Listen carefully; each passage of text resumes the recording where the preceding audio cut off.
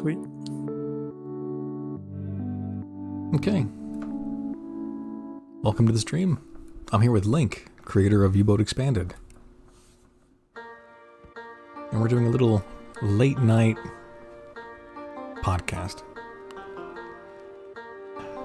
Trying to get back into streaming, and I'd like to do these podcasts in particular more often if it proves successful, if I can maintain a schedule. But we're going to be talking about the development of U-Boat Expanded. Some advancements that Link has made, things he wants to share, or we can just hang out and watch me work on some textures.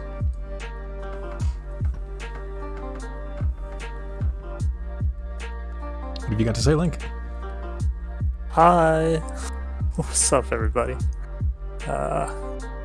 Everybody being me and you, and I don't know if there's anyone watching yet, but yeah, man. Thanks for having me. Thanks for doing this. Thanks for being online so late at my awkward hours. I'm now a night owl, an official night owl that stays up until 2, 3 a.m. in the morning. Daddy on the night shift. Yeah, daddy on the night shift. And so I'm actually returning to work soon because my paternity leave is about to expire, and I've been abusing this time that I have to work furiously on mods. And so in the last week or so, there's been some real significant breakthroughs. And this is where we are. What kind of breakthroughs?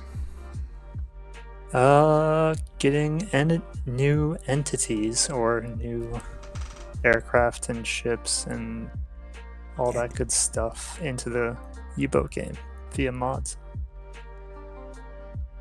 New entities, you say? What kind of entities? Yeah. Aircraft? Yeah. So, yeah, aircraft. Right now, aircraft are the ones that I've been really pounding away at. Ships are definitely within a good state. So, like, everything's about 90% complete, development-wise. There's still some limitations to what the Unity, like what our modding package from the developers, what it provides us. There's still some limitations there. So we're not able to complete everything. I'll talk about what that is. But I'm going to take some notes so I can earmark this and remind you. It's like, hey, Link, fucking what were you talking about earlier? Continue talking about that. So most of the features we're able to get into the game today working as intended, and build out basically the entire entity, whatever entity we're talking about, into the game properly. We can talk more on a few caveats there in a bit, but skip to the good stuff. Tell everybody what they want to see. Yeah. So let me just make sure this loaded properly. It did. Wait. Go. What did that say? Make entity. That's the project name. Okay. So it is exactly what it sounds like. I'll change the mod name when it actually gets put onto the workshop, but that's just what it is on the workshop.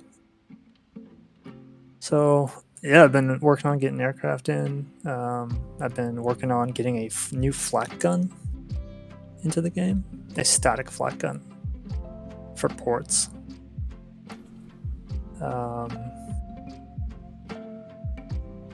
Working on a few other things, a ton of ships, about 70 ships, probably closer to maybe 50. You have 70 ships on backlog that you want to add into the game.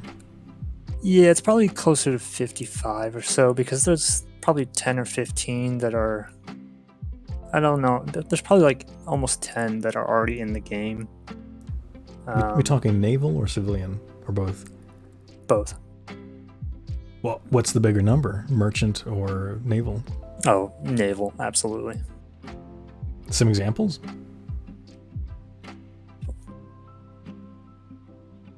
Sure. I don't know offhand, so here we go. The Admiral Graf's B, the Akagi, the Alabama, the Algerie. The Akagi? That's Japanese. Yeah. Isn't it? Yeah, it is. So Get that Pacific Theater shit out of here. It's not going to be used for the Pacific Theater. Hmm? So because I have access to the model, and because a lot of these ships share similarities with other hulls. Now, in U-Boat, I've often reused ship models for other ships. Wait a minute. But I thought because of this new amazing thing you've discovered, you don't need to pump. You don't need to substitute ships anymore. I thought you can just.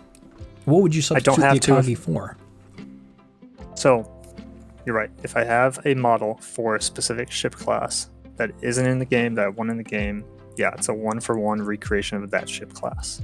There are still 800 ship classes out there, not including Japan, that could have better representations in the game for what they are and what they look like. So the Akagi, for example, like, I don't actually have it up visually, but let's see if I can get it to display.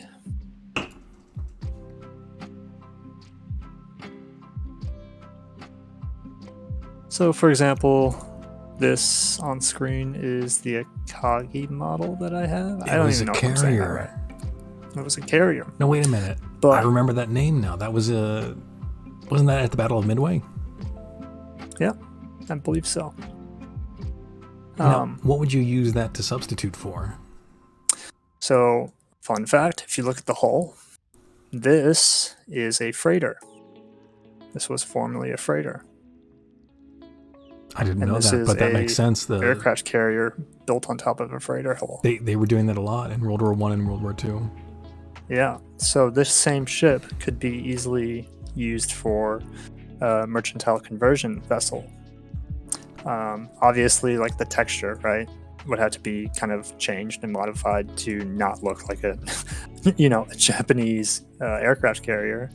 But this exact same hull, maybe, remove some of the deck guns or make it a little less armed, or do some small adjustments where I can. Obviously I can't do everything. It kind of depends on how the model's built, but for the most part I can kind of tweak it here and there without really destroying things. We need to put you in touch with like what would you call that,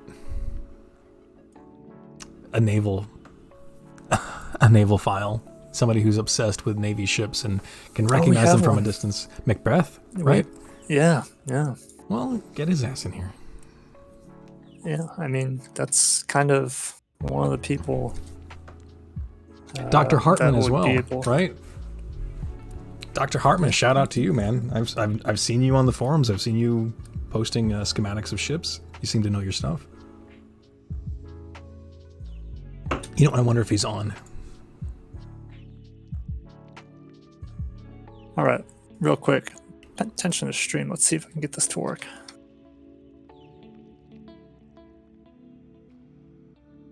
Oh, I didn't do something right on this one. But yeah, it didn't compile that asset. So I had a Russian LAGG-3. I don't know what lag-3. So how are you summoning these vehicles, these entities? Are you using a console command? Yep, just spawning them straight in. I know it's kind of hard to see the console that I have running at the bottom of the game. It doesn't scale with my display resolution. So, well, if you're looking at my stream, why don't you go ahead and pop the command into the chat? It should show up on stream. Wait, let me double check. Yeah, make sure let me Oh, it's still on the old model. So that's the old model, right? Yeah, this is the old model. So this is a Spitfire. The propeller actually spins the right way. Didn't you say that you came across... Whoa, who the hell is that? I know, right? Wait. Pause the game. Yep. Press the end key. Yeah. No. Go Press back. the what key? November. Oh, you want to view it again? There we go. And just be very careful with your movements. It starts to erase the vehicle if you get too close, doesn't it? Yeah. Dang it. That's about as close I can get. There goes that idea. So there's a little dude. Yeah, I gotta fix his position, but that was something I recently threw in. You're better off not. Okay. You think that? Hold on. No. Think that, but I actually think it's required. I was thinking to myself, you're not going to see him through the texture. You're just not. And you would save on game resources by not having him there at all. But I realized as I was thinking it, it's good that he's there because he's going to help you fix the scale of the entity. Yeah. And I can already tell you that the scale is off. The plane is a little bit too small. Actually, it's the guy that's too big. You're kidding. You made him big? So, back up. That little guy right there, Mm-hmm. I actually think is a required component of aircraft. Surprisingly enough. So you're saying some black magic sorcery is happening here. That entity will not res unless he's there. Yeah. Okay. Some more things to talk to Nilcat about. Yeah, it's I mean, it doesn't use much as far as resources because it's not like an animated asset. It literally, the only animated part about it is the contrail, the particle effect generator, and the propeller. Yeah. But I believe it actually helps provide the AI interface, like the AI kind of an avenue to know like when the aircraft is damaged and when the aircraft is destroyed, things like that. So it's providing like a character to be damaged on the entity. That makes sense to me, who doesn't know a damn thing about programming. I'll just take your word for it and say, oh, that makes sense. But the non-programmer part of me believes that you should be able to render that thing invisible. Is that I see? You see, right? Ooh, it's E. Bonjour, mes amis. There, what's going on here? We're having a late night podcast talking about U-Boat Expanded. I mean, late night for you. Midday here. For anyone who doesn't know who II is, and how dare you not know who this man is, this is the creator of the BDU Convoy Reports mod, along with the Historical Flags mod and Flag Book.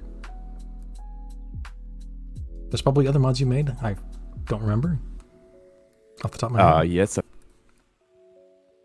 The antenna. Yes. The retractable. Radio direction finder. Correct. Yeah. The loopy boy. The loopy boy. Yes, that was a while back. I'm sorry, I'm completely disconnected from things. Came back from a very, very long work trip. Know what happened in the U-boat sphere in this past month? Well, we're kind of in standby, waiting on the next patch to drop. All of the U-boat community veterans are like, yeah, 6 months sounds about right. Whereas all the newbies are swinging by like, oh god, game's abandoned. This is a scam. Again, even though we've already had many patches. Yeah, I mean, nothing has changed really.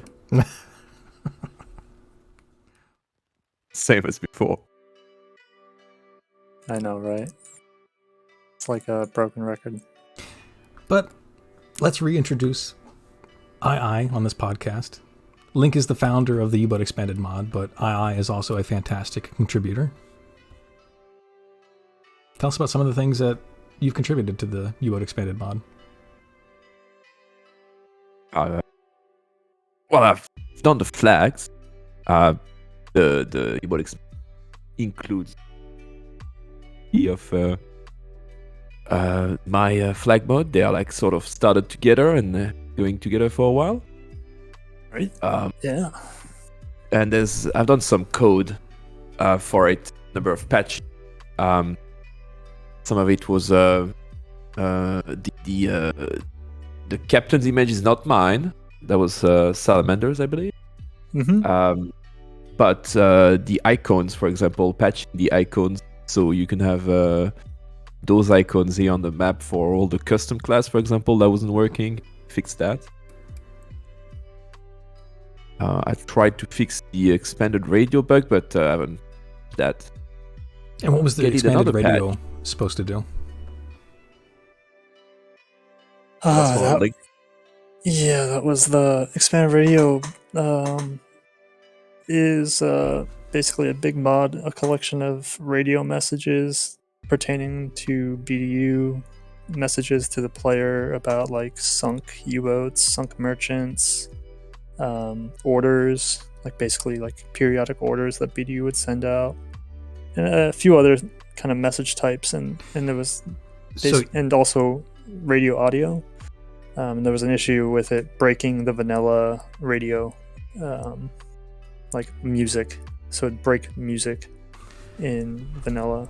So the primary function of expanded radio, you wanted to take things that were happening naturally inside the open world of U-boat and package them up into messages to send to the player. Historical events, not in-game events. Not in-game events. Okay. No. So basically just dropping quote unquote lore on the player. Yeah. And you know, some kind of like being able to allow the player to choose what kind of, you know, obviously they can choose all of it, they can choose some of it. But the intent, I mean, a lot of U-boat expanded is built around just providing a piece of history, right? It's not so much about, I mean, obviously gameplay, enhancing gameplay is a big factor of that, but the inspiration behind it is really providing a direct look into what really happened and kind of the raw information to the player, right? All the historical databases, the newsreels, the images, the classes, all that stuff, right? And so that's another part where I'm providing BDU messages about like, hey, this U-boat sunk this ship, this captain at this date, at this location. This is what happened during the attack. Here's some stuff to read about, and you can just keep doing that throughout the game, right? And these game persists. And these messages would be scripted to appear at a very specific time and date, based on historical relevance. Right, exactly. So like you'd get a BDU message usually within 7 days of the event occurring, somewhere in between 1 to 7 days of like an event occurring. So how many of these messages did you have? Sorry, go ahead. You might get like a message that says, you know, U-512 was sunk, you know, around this area. Last reported location was here, you know. If you know, it's not like there's nothing significant gameplay wise, but it's just like as you're playing, you know, you personally might know something, you hear a message and you're like, oh my gosh, that's that thing that happened, or this ship got sunk, this transport or whatever. So some of them, and so it just adds some depth to what you're doing. So some of the messages were like major historical events, but other messages are what you call ambiance. Little bits and pieces of just what was happening in the Kriegsmarine as you play. Yeah, so other ones might just be like, what is the BDU's general order at that time? Right, general orders are kind of like the standing orders for any naval commander to follow by during the patrol, because you have to operate under the contingency. Such as X nation, you know, is now an enemy. Yeah, so like there's things like these nations are considered enemy. You know, if you find freight with this type of materials, you know, sink it. If you're captured, or, you know, this is the kind of conduct you should have if you're a POW, things like that, right? All these kind of general orders, which are, you know, constantly updated throughout the war and or created during the war as, you know, events progressed. They would send additional general orders. Yeah, so like, it's basically mimicking the Grave of SH3. You Yeah. have these messages there as well. As a But side that whole mod, question, yeah. would you be specifically referring to the standing orders? Would you be able to package that up like the flag book, so that the player would just have this book of standing orders they could reference, and what's inside that book of orders would update as the game progressed? Well, yeah. I mean, that's basically what I'm already doing. I mean, I'm packaging up into a text radio message that you get from command. Yeah, but the radio messages come and go. I don't know if they get saved to the journal, but I'm referring They do. specifically They to do. like specifically a book of orders, similar to the Yes, recognition manual or the ID book. I know I could create such a book. Yes. A book where the pages could update. Yeah. Cool. I mean, there would be a lot of might not necessarily be tied specifically to receive radio message. You may have to tie it to like the date, but yeah, it would be possible to create the UI element for that and progressively update it. So it's already what I'm sort of doing with the current project, unreleased project we have with. Nice. And Link, you keep saying, it wouldn't be adding to the gameplay, which is true, but I think it really adds to the ambiance, which is, in my opinion, equally as important. Yeah. I mean, and that's what all my mods kind of seek to do. They're not changing the core fundamentals of the game and how the game operates or how the game works. It's just giving the game the depth that represents the war. Because, when you really break it down, the core gameplay loop of U-Boat is just put torpedoes into ships. Yeah. And collect tonnage. Yeah. Well, find them first. What really makes U-Boat charming is the ambiance, the setting, the immersion that you feel sailing around in the open ocean. Right. And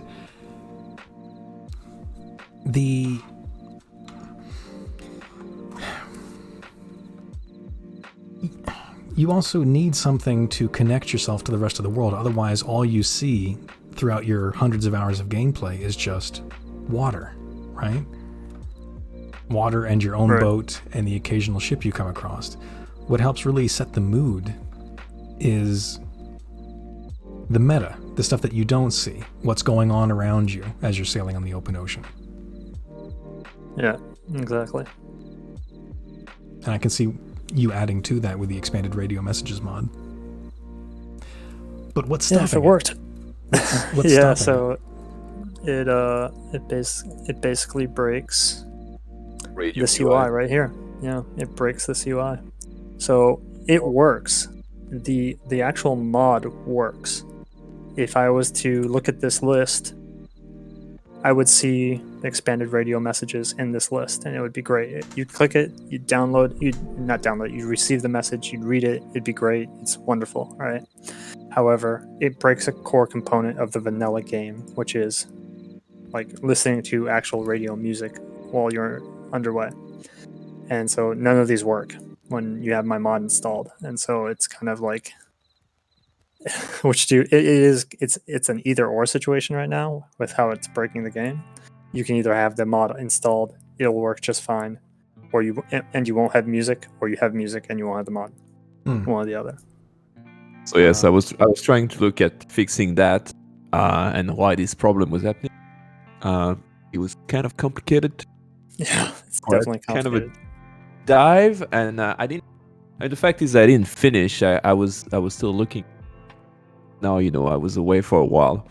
I couldn't do anything. So now that I'm back at home, I'm going to be able to be working on that. Yeah. So not necessarily just that one. I have other things going on, but this is a problem I can look at. Sure, there's a solution. Might not be very straightforward. Are you on push to talk or voice activation? Voice activation. Try turning down the sensitivity a little bit. It keeps cutting you off. Yeah, I can see that. Hang on. We segued a bit talking about expanded radio messengers, although I'm glad we did. Yeah, we did. But you have entities that you're trying to inject into the game. You found a way to successfully inject them in the game. You found a way to make them animated, to produce contrails, to make the propeller spin. Do they have a damage model? Can they be shot down? Working on that, I think some can. It's kind of hard to test at this point, and I'll explain why. Because you'd also have to make them attack you. Get that. Yeah. Nice. Oh, look at that beauty. Now, Was it so Soviet this is though? that's an American B-25. Oh, we're gonna get to that. That's it. We're gonna get to this. This is an American B-25, and it is under. Well, in this spawn instance, it spawned a Russian variant of the B-25, and you might be wondering, what the hell are you talking about? A Russian variant? The U.S. and I found this out as I was researching some of the data for these models. The U.S. provided during the Lend-Lease to the USSR over 800 B-25 early variants. And so as the US continuously upgraded and improved, either overhauled older B-25 models, they would also sell out some of the older models and just allow production to build the new ones. How many? And sell out the other ones to the Allies during the World War II. And so 800 B-25s were actually sold to the USSR and shipped to the USSR early on in 1942. That's Pretty a sure lot. the Soviets had P-39s as well. Yeah. They had P-40s, I believe. Yeah, they had P-40s. They had I believe they had even literally a handful of Hellcats. And when was this? Like, when was this transaction? When did Russia receive these? I think it was probably just prior to US, because the Lend-Lease with Russia kicked off officially like November or something. So it probably happened even before that, but it probably started way before, like early 1942, even 1941, like late 1941.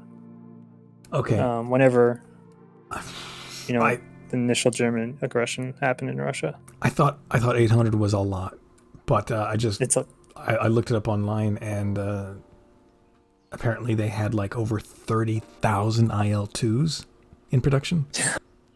Yeah. 800 sound like smaller. 800 is nothing to sneeze at, but Jesus. No, right? Is my microphone better now? Yeah. To go? Yeah. All right. So this model's real fun. If you know, as you know, there's like the 50 caliber on the top, on the rear, in the front. All of these actually are animated by the game. You're kidding. Yeah. You're kidding. Not only did you add in a new entity, you were able to animate the props, and you were able to animate the turrets. Yeah, so, I mean, once I kind of figured out how all this Unity stuff worked, the devs have really put in the work to provide an easy framework to just throw in a model and just give it what's called components, to give it like the code to just do what it needs to do. And in this case, there's a component called gun that allows you to specify, hey, what part of this model am I going to be animating when I slew horizontally, or raise and lower vertically this gun that I have. And you give it the portion of the model. You just tell it, this portion of the model is the gun, and I want you to move this part vertically or horizontally and by this much. When I define the gun weapon system. And so I can just throw the B-25 at it and say, hey, here's a 50 cal, here's a 50 cal, this is the part that I want you to move, done. And it's like, good to go, got it, I know what to do. Now that you mention it, I swear I remember in earlier versions of U-Boat, the short Sunderlands would actually fire their side guns at you as they circled. Yeah. So I think they took that out, but now we know how they did it. Yeah, it's definitely still there in the code base, and it definitely works. There's. I'm looking forward to see the Catalina in there. Right. What's left? What's left to do? Like, Can you put this in the game right now? Is it good to go? So it's not good to go right now. As you see, the aircraft's flying, which is a big thing, right? It's spawned in properly. It's flying. It's animated. It's got noise. It's got it's exhaust. But the one thing that's currently struggling with is that the aircraft doesn't properly handle AI when it is either allied or axes. So when it's neutral, like right now, it's neutral. It actually is doing everything it's supposed to be doing as is, which is basically nothing. I mean, like this aircraft's just going to randomly kind of turn and make circles and do whatever it wants. Follow waypoints? Yeah, not even. It might follow waypoints, but I've had difficulty with that as well. But when we're talking about like an AI that's actually doing things like engaging targets, strafing, bombing, right? Those kind of things. All the back end is there. Like it has guns, it has bombs, it has the components it needs to run. But there's some quirks about getting the AI to work properly when it's like an actual engaged AI. So it doesn't strafe right now. It doesn't bomb. Basically, just will fly around. And there's a lot of code that goes into that, I imagine. Oh yeah, my current theory is there's something about what I built in the aircraft that the game still believes that this is a ship, and it's treating it like a ship in a way. Like it's flying like a plane, but the AI that's controlling it is acting like a ship. Because if I let this aircraft go out of my spawn or out of my scene, you'll actually notice that right now it says unknown aircraft, but the moment it gets out and despawns, it says unknown ship. Interesting. And so I think it's flying at 3,500 feet, but it doesn't understand that it can change altitude and strafe and bomb and do all this, crazy dive maneuvers, because it literally thinks it's sitting on water, turning like a boat. So that's where we're at right now. There's something that I've messed up, and I'm missing some key component that's making this aircraft basically act like it's a ship. Like it'll turn like it won't change altitude. It will just turn like it's a boat on water. So you got the aircraft in the game. Well, You've animated the propellers and the guns, and it's flying and producing the particle effect for the contrails, but you haven't cracked the egg yet on how to program its AI, waypoints, its ability to detect the U-boat and respond to that appropriately, like the Short Sunderland or the bow fighter. Yeah, that's basically where we're at right now. And sure, was managed. By the time I left, months ago, there wasn't even anything in the game at that point. Exactly. And now back and there's aircraft flying around. Yeah, so I mean, for 1 week, I think it's about 5 days worth of work, 6 days worth of work. We've made a huge amount of progress. I didn't ever think that we would get this far with getting it, but there's a lot of other work to do, like building guides and stuff and documenting everything. Do you feel like you're catching up to Papa Nilecat? Oh yeah, like now it's just like, so my biggest crutch is that I can read code, but for the life of me, if I had to modify something, I'm gonna break more than I fix, right? And that's kind of how I'm supposed to come. Yeah, that's what I'm supposed to come today. Yeah, so and E's used to this, right? Like I can tell E exactly what part of the code isn't working. I could be like, this part of the code just doesn't do what it needs to do, and I'm just like, but I don't know what to do to fix it. And I'll just be like, here, man. But so yeah, it's kind of one of those things. Like there's what I've been doing as I build these. Keep the camera on the B-25 as you're talking. Yeah. I just didn't know if the noise was coming through. No, video only. So there's this backend code that as I'm building these, I'll kind of like reference what the code has to make sure that's going to run right when I get it into the game. And that's kind of what I do. Like I'll go into Unity, I'll build some stuff, and I'll be like, what does this component do? What does it need to run? And so like I'll look at the component, it'll say I need this, this, this, and this, and I'll add all those things that it needs, and then it works right in the game. And I'll just do that over and over again. And I'll reference what's already existing in the game to kind of figure out where I'm at in the development. And that's kind of how we got here, right? I just reverse engineered like the Flumar, the Sunderland, and to a point that I could replicate it into another entity. But of course, there's some shortcomings, like this aircraft acts like it's a boat on water. Or it's showing characteristics of ship AI. It's showing like there's something. Well, most of the entity believes it's an aircraft. Like it says it's an aircraft. It flies like an aircraft. The moment it despawns, it says, "Hey, there's an unknown ship over here," and you're like, "Huh? Why do you think you're a ship?" So we're working on it, and we'll get there. We'll figure it out. I'm gonna spawn something else in real quick because there's so many to show. Sadly, the Spitfire wasn't ready for prime time. Let's do the P40. Let's see, come on, P40. What's this? Here we go. Look at that. Oh, that's my baby. One of my favorite planes from War Thunder. Yeah, a little bit of a shimmy on the propeller, but here's the P40. Who the hell is going to notice? And if they do notice, how dare they? Yeah, I mean, it's already pretty good. Chinese colors, eh? Audio. There we go. That's much better. It's much easier to hear you guys. So yeah, this is. What was you saying, McDougall? I was just saying it's one of my favorite planes, and then I was pointing out that it looked like Chinese livery. This is that's kind of one of the things. One of the last things I'll do with all these is modify the textures.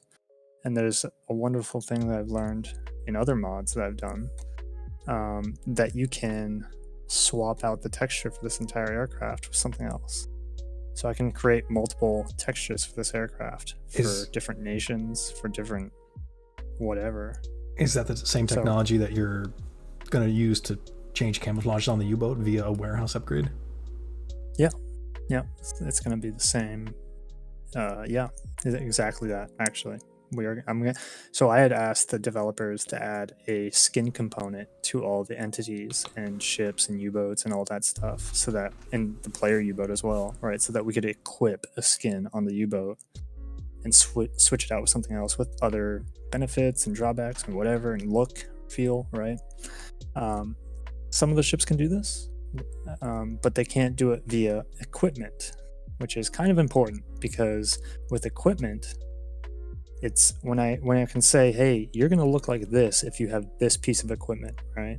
And I can kind of like say, hey, the equipment skin is the Russian skin. I can now make this aircraft be the Russian painting that the Russians would use. I can say this is now the American Atlantic P40, instead of this kind of what looks like a Pacific fighter with kind of a post-war paint job on the tail and the sides, right? And so I can do that for every nation. And so because I'm building these, I can build that into the entities from the ground up. So I'm already working on that. So it's a way of making sure that the correct livery is on the correct nation. Yeah, and that's a big thing for me. It's something that I kind of wish was in the base game. It's not, but it will definitely be possible to do with the modded entities. One of the nice things about this, it's kind of hard to see, but very faintly, you will notice that there's fire coming out of the exhaust. You're joking. I love this. You're joking. Yeah. So it's kind of hard to see. I need to make it bigger. I'm going to actually make it bigger. But if you look at these exhausts right next to the engine, there are small flame particles that are coming out. I can sort of see it. Yeah, I wish I could get closer. Do you use the free flight camera to get closer? I can't because it'll actually occlude the object because it gets too close to the camera. But at certain angles, you can see it really clearly. It's also slow right now, so I'm gonna make it bigger in the I'm gonna make it bigger in the future, so it's actually larger for visual reasons rather than accuracy reasons. But yeah, like been working on that.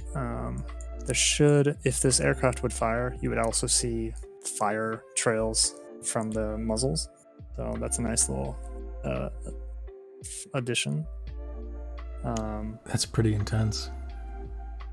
Right now, it's not doing it. That's a lot of detail into something that the player doesn't normally focus on, but that would make some fantastic screenshot material.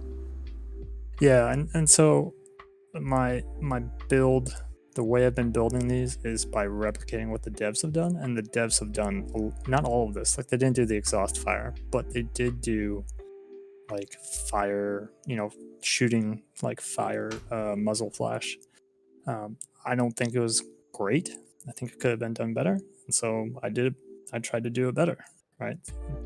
Just did the same thing, but switched it out with a fire texture rather than a little white sprite that shows up for a tenth of a second. If you could, would you let Nilcat copy your homework? I mean, if you ask me like, hey, how'd you do this? We really like how you did that. I'd be like, sure. Like, this is how I did it. It's not that hard. I mean, I don't think there's anything I can do in these that he would be like, well, how did he do that? I think he'd be like, don't quote the deep magic to me, which I was there when it was written. Yeah, I mean, he literally wrote these game components. So every single component of this aircraft, all the back-end Unity magic that's happening, he wrote it by hand, all of it, every single piece. One man is coding this game. The entire thing. And people wonder, why is it taking so long? I'm like, the amount of code I've seen put into this game, it would have taken me a decade and a half. The most asinine post I saw recently. It's like, 6 months and you're already working on aircraft survival and U-boat commander. You should be working on this game. So here's an example of an aircraft that's not finished. It's like, dumbass, that's the publisher. Yeah, I know. Let's see if I can get this bad boy to spawn. Oh, look at all those errors. And look how fast it's moving. Whoa! So this is P-38. Now, wait a minute. The P-38, now, some of the other planes you've shown us, you've explained, like the B-25 had British... the British had B-25s, the Russians had B-25s. You're telling me the British had P-38s? This is American. So it's going to be inserted as American? When would the player encounter this? On the East Coast. Central America. Or if you are in late war. Yeah, late war period. Late war period, yeah. The U.S. flew P-38s out of Britain. Also, they gave P-38s to Britain. They shipped very late in the war, like late 1944. France had them. Yeah. Look how fast this thing is moving. It's just flying across. Good God, yeah. It's like Mach 2 right now. Maybe Mach 3. It is just going. I see that it even has landing gear. Are you going to keep the landing gear or are you going to chop them off? So, because I'm keeping them in all the models. I don't imagine the player would ever encounter an aircraft on the ground. The player would have to be next to an aerodrome. Or it would have to be a carrier-based aircraft. Yeah. I mean, so the landing gears, I've never seen any of the DWS aircraft use landing gear, but I have seen them implement things like rudders, ailerons, things like that, stabilizers. And so I've kept things like that. And I'm actually going to get rid of that model that you just saw. It's too poor quality for what I want in the game. I have a better one, but it's not textured. So, McDougal, you may be texturing some P-38s. I've got GIMP open right now. I was going to work on that Spitfire, but you said no. Yeah, we got. Oh, But you got to yeah, keep let in me, mind, I know you want to go for quality, but the higher quality models, man, is going to drag down performance even more. And I thought we were trying to make U-boat lighter, not heavier. Oh, we're making it heavy. Boy, we're making it. That's real heavy, Doc. Let me But just my tease. performance. What performance? This is U-boat expanded. This isn't goddamn vanilla. Get out of here. What about light? Yeah. Well. Oh yeah. Here we go. Can you see my screen? Yeah. That's LA5, a MiG. This is a LAGG3. Oh, This is another one I've got in the pipeline. and where would the player encounter those? Russia. Yes, but when you're Parents. in, when you're doing like Hammerfest, right? And you're doing missions into Arkhangelsk and Murmansk. that's one thing a lot yeah, of players have been saying that's been lacking is convoys and activity up in the North Sea. Well, then the new Spitfire. I should. This is the North Look at Sea. this. Yes, that model is much better. However, that does look like a very late war Spitfire. Do you want this one? I'm sorry. You wanted this one. I'm sorry. We can do this This one. is even later war. I don't mind all that much. That does look really good. It does. But and it's also I can Not animate that this late. one. It's not that late war, that one. I got to figure out which one is that. Does it say which one that is?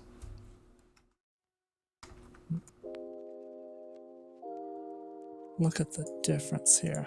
It could be the Mark V. So this one has a lot of other benefits. It's modeled much better. It has metallic maps, it has albedo maps, it has everything that I need to get it into the game right now. This other one requires not just a retexture, it requires a metallic map, it requires a bump map, right? It doesn't have any maps. It's basically, I looked at the description for this guy. I mean, the guy sounds like he's maybe 16, 18 years old. You know, he's very fresh into modeling, and this is a great project, right? But this was, I think, his first or second posting he's ever done. So, you know, he's in the process of learning. And that's not bad. I mean, it's a great model, even for an early modeler. I couldn't do this, right? But when you find someone that does the same thing at a probably many years of experience behind the modeling, you know, you kind of, you want your models and your assets that you're bringing into the game to really be on par with at least what's in vanilla, if not better. Okay, I looked it up. The one you have there has to be Mark 9 or above, which means 1944 or later. Those large guns that you see sticking out of the wings, those weren't added until 1944. I could take those off.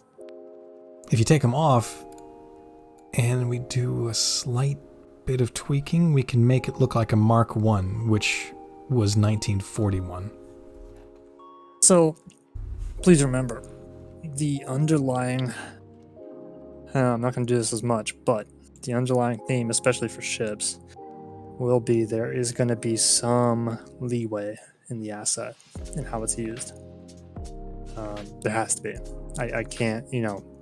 Otherwise, you'll have thousands of models, and it will really tank performance. I see what you mean. It's gonna be tank performance. It's gonna slow down development. It's gonna, you know, it's gonna become unwieldy, right? I have to use a Spitfire model for all Spitfires, right? I'm not gonna make a different model for every type of Spitfire. I will define other types of Spitfires, but they're all gonna look like one Spitfire. We can cover that up with textures. Use textures, and I can cover it up exactly. There Yeah. you go.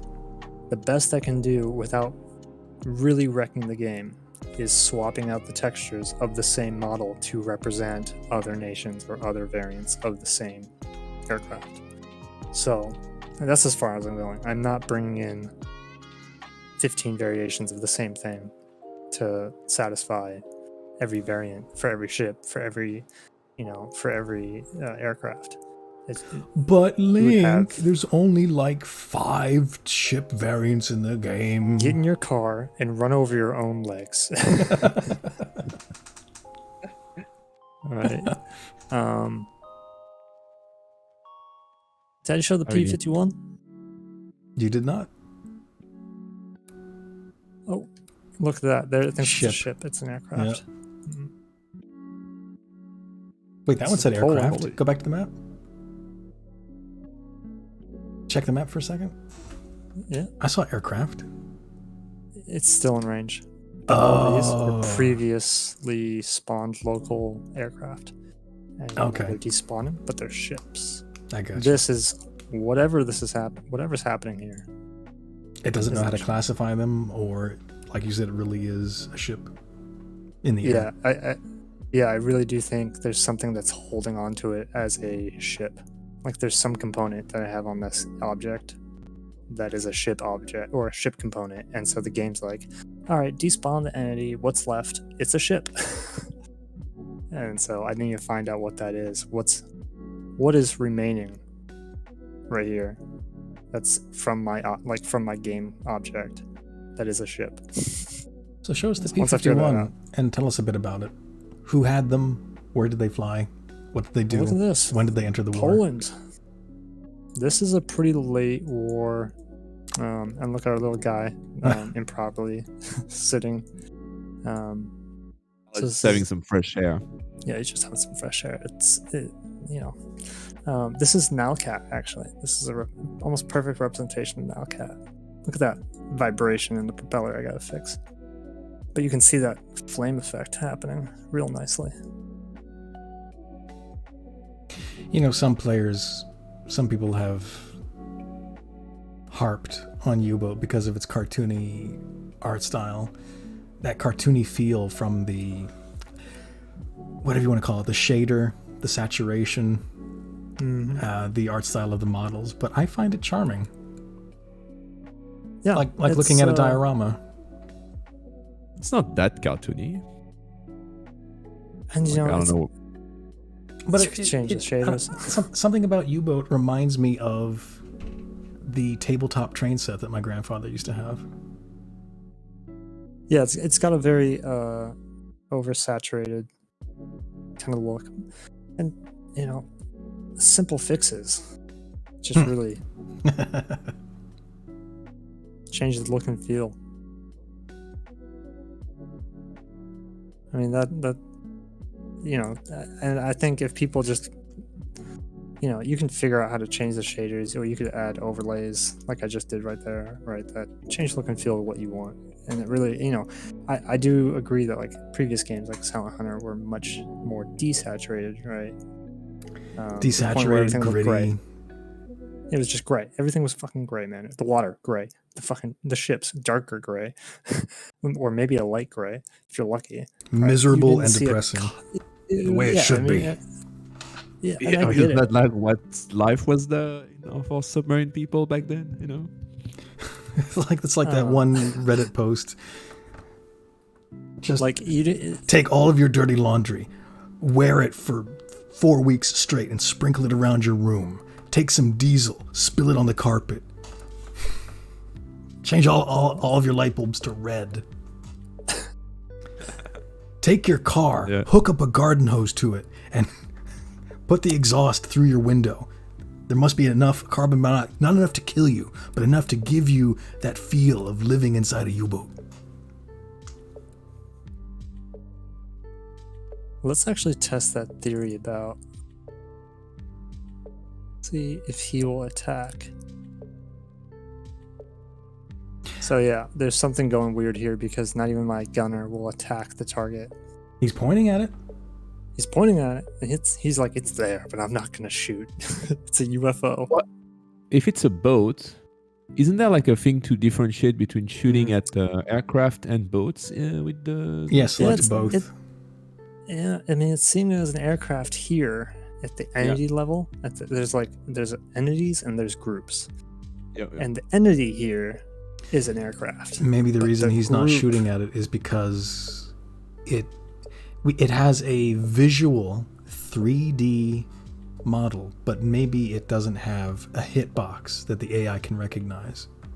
And that's also is a possibility. I'm going to be working on implementing. Right now, I'm just using box colliders for hitboxes. So it's basically there's a box that runs down the body of the aircraft and another box that runs down the wing of the aircraft, and that's basically the collider. However, there may be some factors to that might be impacting it. I don't think that would be it, but one of the things might not be shooting because it's too far away. That's another one. And he's not strafing, right? So like a lot of times your gunner won't start shooting until the aircraft has actually dived below a certain altitude. One of the things, this character, back to that guy, actually, when I added that, suddenly the aircraft, so remember how I said enemy aircraft wouldn't do anything? They would just fly straight and they would just not do anything. They wouldn't regard anything around them. They would just fly straight, despawn. Yeah, I put this guy on here, and while he still doesn't strafe, he does turn. I do see him turn. I start seeing him doing things, like he's actually turning. He doesn't turn with intention to attack me, which is still what the hell is going on. This is a really backwards way of development. Like you really, the way you're describing yourself and your development process, it sounds like you're walking around in a dark room, feeling around and finding a light switch and then pulling it. Like, oh yeah, I turned on this light. Yeah, and figuring out the combination of light switches. It's the thing is we don't have any documentation to describe how to do this, and like I'm not going to wait for someone to write it because none of the modding community is going to do this, right? And well, that's a bit blowhardy. I'm the only one who's doing this. But no, okay, you kind of are. It's been almost 3 years and no one has attempted this besides the one developer from Crush Depth. That's and true. He built a helicopter. That's true. But he was already very well versed in Unity, so he was dabbling in something he had years of experience in. Credit where credit's due. And he had difficulty getting everything to work out, with the game, integrate with the game. And I think he actually just custom wrote most of the Unity backend for his game object. So basically the game was running in its code, but then his little helicopter was like kind of its small little package of code that ran by itself for him to use. Of course we saw how that worked out. The next patch broke it, and what's the point? You can't just do that with aircraft or ships because then you're at the whims of the devs and all their features, right? Anytime they change a little bit of a feature, all of a sudden your mod is constantly breaking. For context, so Marius is the developer of Crush Depth, and for a short time he was a big fan of U-Boat, and he made 2 mods that I remember. One was realistic diesel exhaust smoke, which added a more vibrant diesel particle effect coming from the U-Boat's exhaust. But he also wrote in a bit of code so that if your diesels were cold, like if they had been off for a while, when you first started running them again, usually after surfacing, they would create more smoke, not only visually, but it would make your boat more detectable. And after they had warmed up for a little bit, then it would make less visible smoke, and the debuff to your visual detection range would go down as well. I thought it was a fantastic bit of code. Nilecat implemented something like it, but I honestly much preferred Marius's implementation of that. And then he also made the gyro glider, which bizarre idea. I'll when I'm throwing this up on YouTube, I'll throw some pictures up talking about there's an actual prototype that Germany was thinking of. The primary method for spotting ships at a distance, whether it was spotting them by their chimney smoke, their funnel smoke, or their mast tips, was elevation, being surfaced.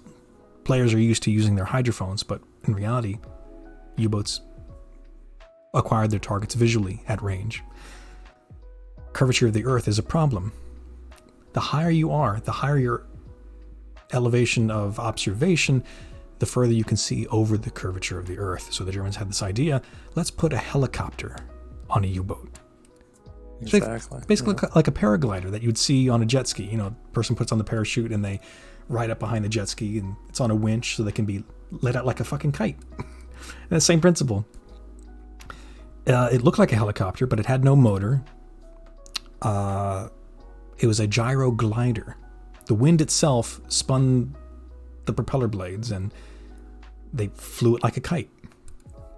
And it allowed the operator sitting inside the thing to see over a great, great distance, because he had an elevation of 50 meters, 80 meters. Yeah. It was incredible. But it didn't pan out because what are they going to do if they spot an aircraft? You really think they're going to winch the guy back in? No, they're going to cut his cable and submerge. Here's another one. Oh, dude. There's the fire effect I was talking about. There it is, yeah. Holy crap. Dude, that's wicked. So obviously this is just on a loop right now, but this would normally play, I think, every round that's fired. It would go bam, bam, bam, bam, bam. All right, so. And it would do it in the sequence. Yeah. It would be offset sequence, yeah. And this one's actually doing something weird, so I'm kind of curious to what are you doing, buddy? You gonna dive? Oh, please dive. If you're the dive bomber, I will. So tell us about this. Copy you. This is the F6F Hellcat, if I'm not mistaken. That's correct. And this one, when and where would the player encounter this? So surprisingly enough, this would be anytime after 1942. Britain, Canada,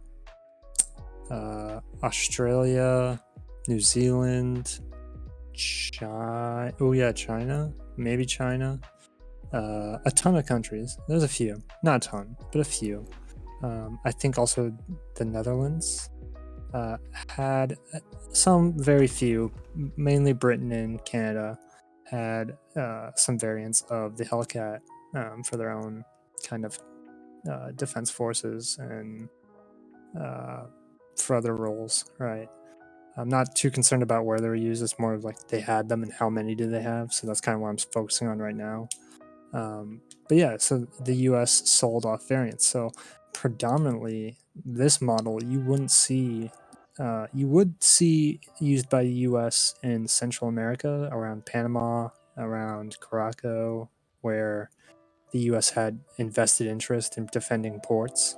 So they were used in around like port areas of Central America, and some places like maybe down by the Gulf. But other than that, you would mostly see these used by Britain, Canada, and the Netherlands. Netherlands, right? They're the ones that owned a few South American, Central American colony territories, I think it was. Or was it? Yeah, Denmark. I don't remember. I think it was the Netherlands.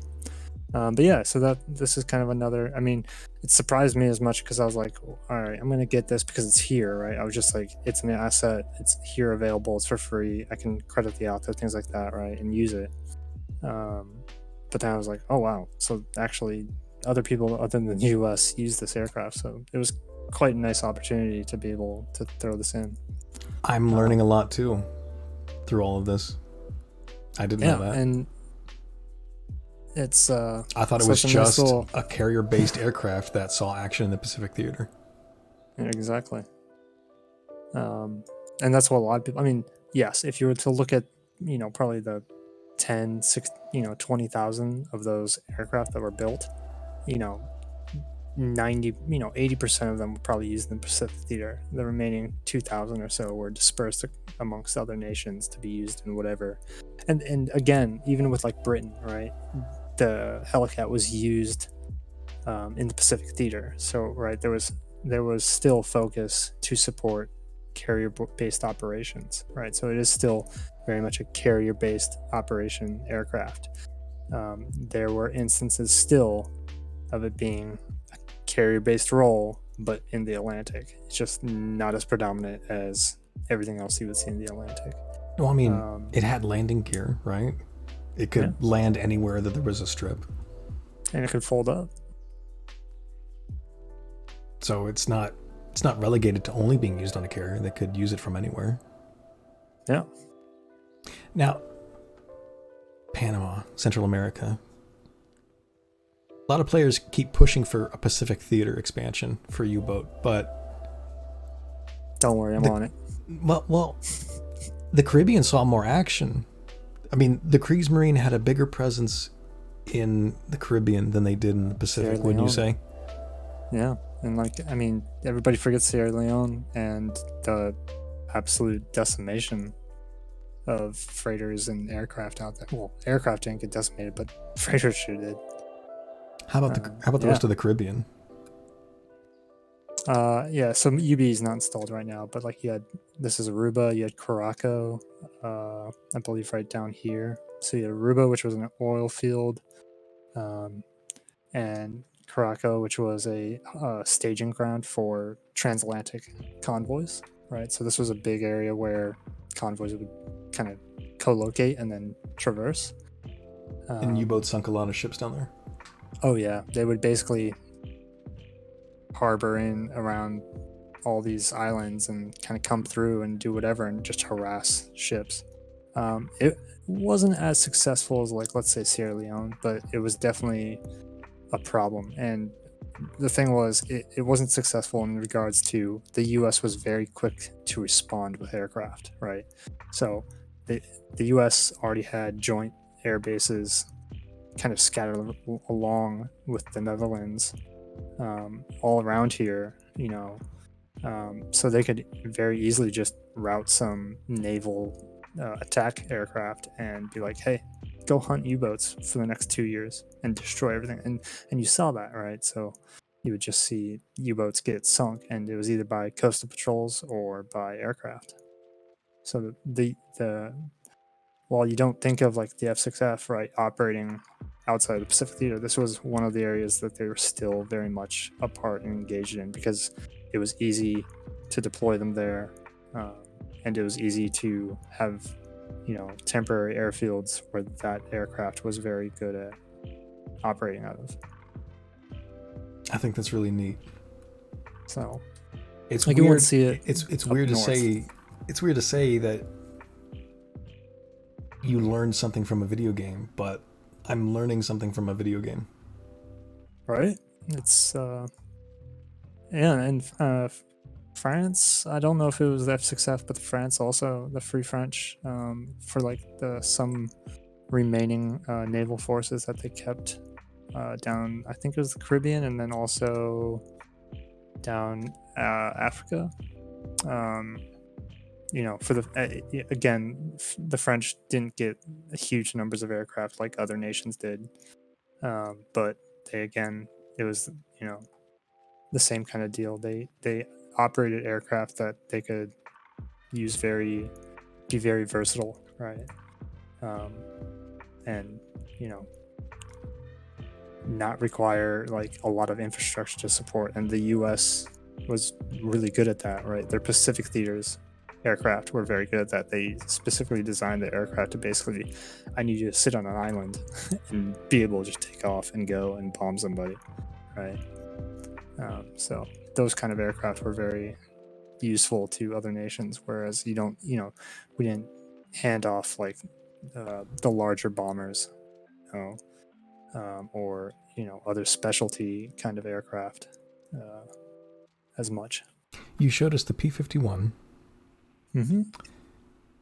The P-38. Mm-hmm. The B-25. Yeah. And the Spitfire. And the P-40. The P-40, yep. How many more do you have? How many more do you have ready, and how many more do you have planned to add? Yeah. Yeah. So Germany needs an aircraft, yeah? Germany needs at least something, because I've been throwing the Flumar carrier-borne aircraft at Germany. Oh, providing them that aircraft model for the longest time now in UBE, which is kind of like, what is this? Why? Right? This is such a cheap scapegoat. But now I can actually give it. For most players, when they see an aircraft, all it is just a red symbol on the map, right? Yeah. But you don't see it until the last second. But I mean, to most players, most players live inside the map. They don't really use this camera that you're using right now. They're missing out because a lot of the vanilla stuff is pretty neat. But now you're actually providing a genuine German aircraft for Germany. Like, so what is the plan here? German aircraft patrols to support the U-boats? Yeah, so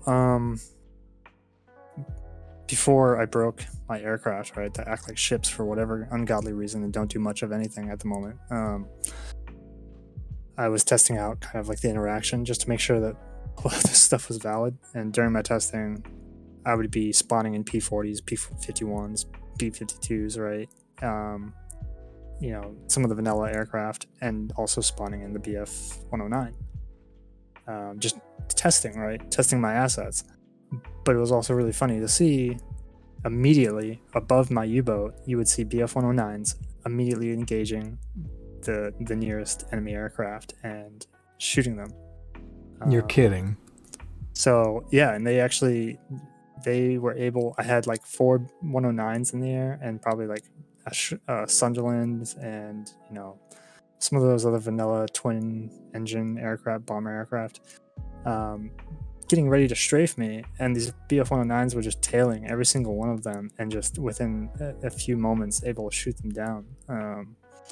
And I actually didn't get hit, so I was unharmed, and these 4 BF-109s were just able to wreak havoc. And so this is kind of the interaction that I haven't done it in UBE. I've tested it in UBE, but I have never actually put it to the workshop. One, because I don't have a good asset for it, and I'm not trying to throw in an eyesore at the player at the moment. But I've definitely had many interactions over the North Sea. That's the kind of shit I love to hear about. That makes for a great story. So the design idea that I have for UB is BF-109s will take off from the airfield near Wilhelm. There's an airfield that they take over near Rotterdam, and another one in France that they're just going to operate out of. Link, I'm going to let you finish, but I just want to say... Yeah, so you're basically going to have, yes, the English Channel will be dangerous as hell, but you also just have air groups interacting with each other. Send bombers to France, send aircraft against bombers. I gotta circle back to what I was saying earlier, that so at its core, U-boat's main gameplay loop is just torpedoing ships. Put torpedo into ships, collect tonnage, right? And I've talked about this a few times before on the forums and on Reddit, but you have two kinds of players. You have the type A personality and the type B personality gamer. The type A personality gamer is the min-maxer, right? They don't care about immersion. They don't care about role playing. They're just like, okay, what is the gameplay mechanics? Okay, cool. How can I min-max this? How can I get the highest score possible? How can I beat the game in 5 minutes? Right? But then you have the type B personality gamer who, even if they find an exploit, the type B personality gamer will typically ignore that exploit, try to pretend it's not there, try to play the game as the way it was intended, try to honor the spirit of the environment, right? They're the kind of player that actually listens to the quest before they hit accept, in games like Skyrim and Fallout. For me, I kind of fall into the latter category, the type B gamer. This is a dream come true, because for me, it's not just about putting the torpedo into the boat and collecting the reward. For me, it's about, sailing along and, oh my God, I'm getting strafed by a bow fighter. What's this? A patrol of 2 BF-109s swoops in and saves my ass? That's really cool. That's a story of a lifetime. That's something that you would write down, in your log, and hopefully try to remember. Something that you put into your timeline, right? Either on Steam or on Reddit or on Twitter. Like, this is what happened. I was sailing along and I encountered this completely organic event.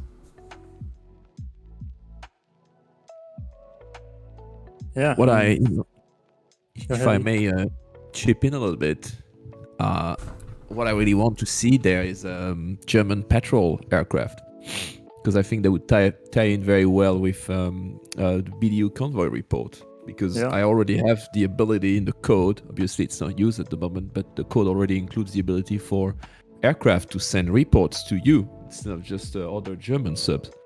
Right. So, we may have to look at putting in the game one of those aircraft, German patrol aircraft. What doesn't have to be through a UBE. It could be Germans have maybe their I own can enroll seaplanes. Link. Yeah, those guys. But they didn't just use seaplanes for patrols like the British did with their short Sunderland. A lot of Germans, of course, they didn't really have a navy. Germany, of course, they had the U-boat fleet, but they didn't have a surface fleet. This is something I actually know something about. The short Sunderland and the PBY and the PBM and all of those Allied seaplanes were so popular and so prevalent because the Allies had seaplane tenders. They kind of looked like aircraft carriers, except an aircraft carrier is covered in cranes. Yeah, big deck. Yeah. Big deck, a garage, and cranes to lift the seaplane out of the water. Because when you're a seaplane, the ocean is your landing strip. But so Germany did have some seaplanes, but I think primarily for scouting they used just some long-range land-based aircraft. Which I think included the Focke-Wulf 200. Yes, the Focke-Wulf 200, which was also a bomber, wasn't it? And I think it was designed as a bomber originally. I think they also used BF-110s. BF-110s and or the later variant. Oh, they did have the one funny looking You're funny looking. boat, which I forgot, a Blom and Vos. Which number was that? The BV-138. Yeah, I think that was their main one that they were using in conjunction with the Focke-Wulf 200. These And were like the two most important one of the special command for Atlantic Patrol or whatever it was called. And when I look on Google for images of the BV-138, you find some interesting images of a BV-138, the 3-motor seaplane that has this large metal ring installed on it, and I think that's radar. So the Germans were experimenting with their own patrol craft with radar on it, just like the short Sunderland. I think there was more minesweeping. Really? The big loop thing was like a degaussing circle for minesweeping. So it would render the mines useless? Or would it purposely detonate them? I think I don't remember exactly how it worked, but I think it would detonate the mines as you pass on top of them. Like that. That's kind of cool. That's something else, Link. You wanted to add in coastal ships, right? Minesweepers. Yeah. And the Shant, which was a coastal transport. petrol tender, wasn't it? It was it was like a short-range channel transport. Basically converted fishers into short-range transports for D-Day. You've been showing us the aircraft. How about some ships? You got any of those? Oh yeah, God, too many. Just apply some changes real quick. I'm not working. I'm just working.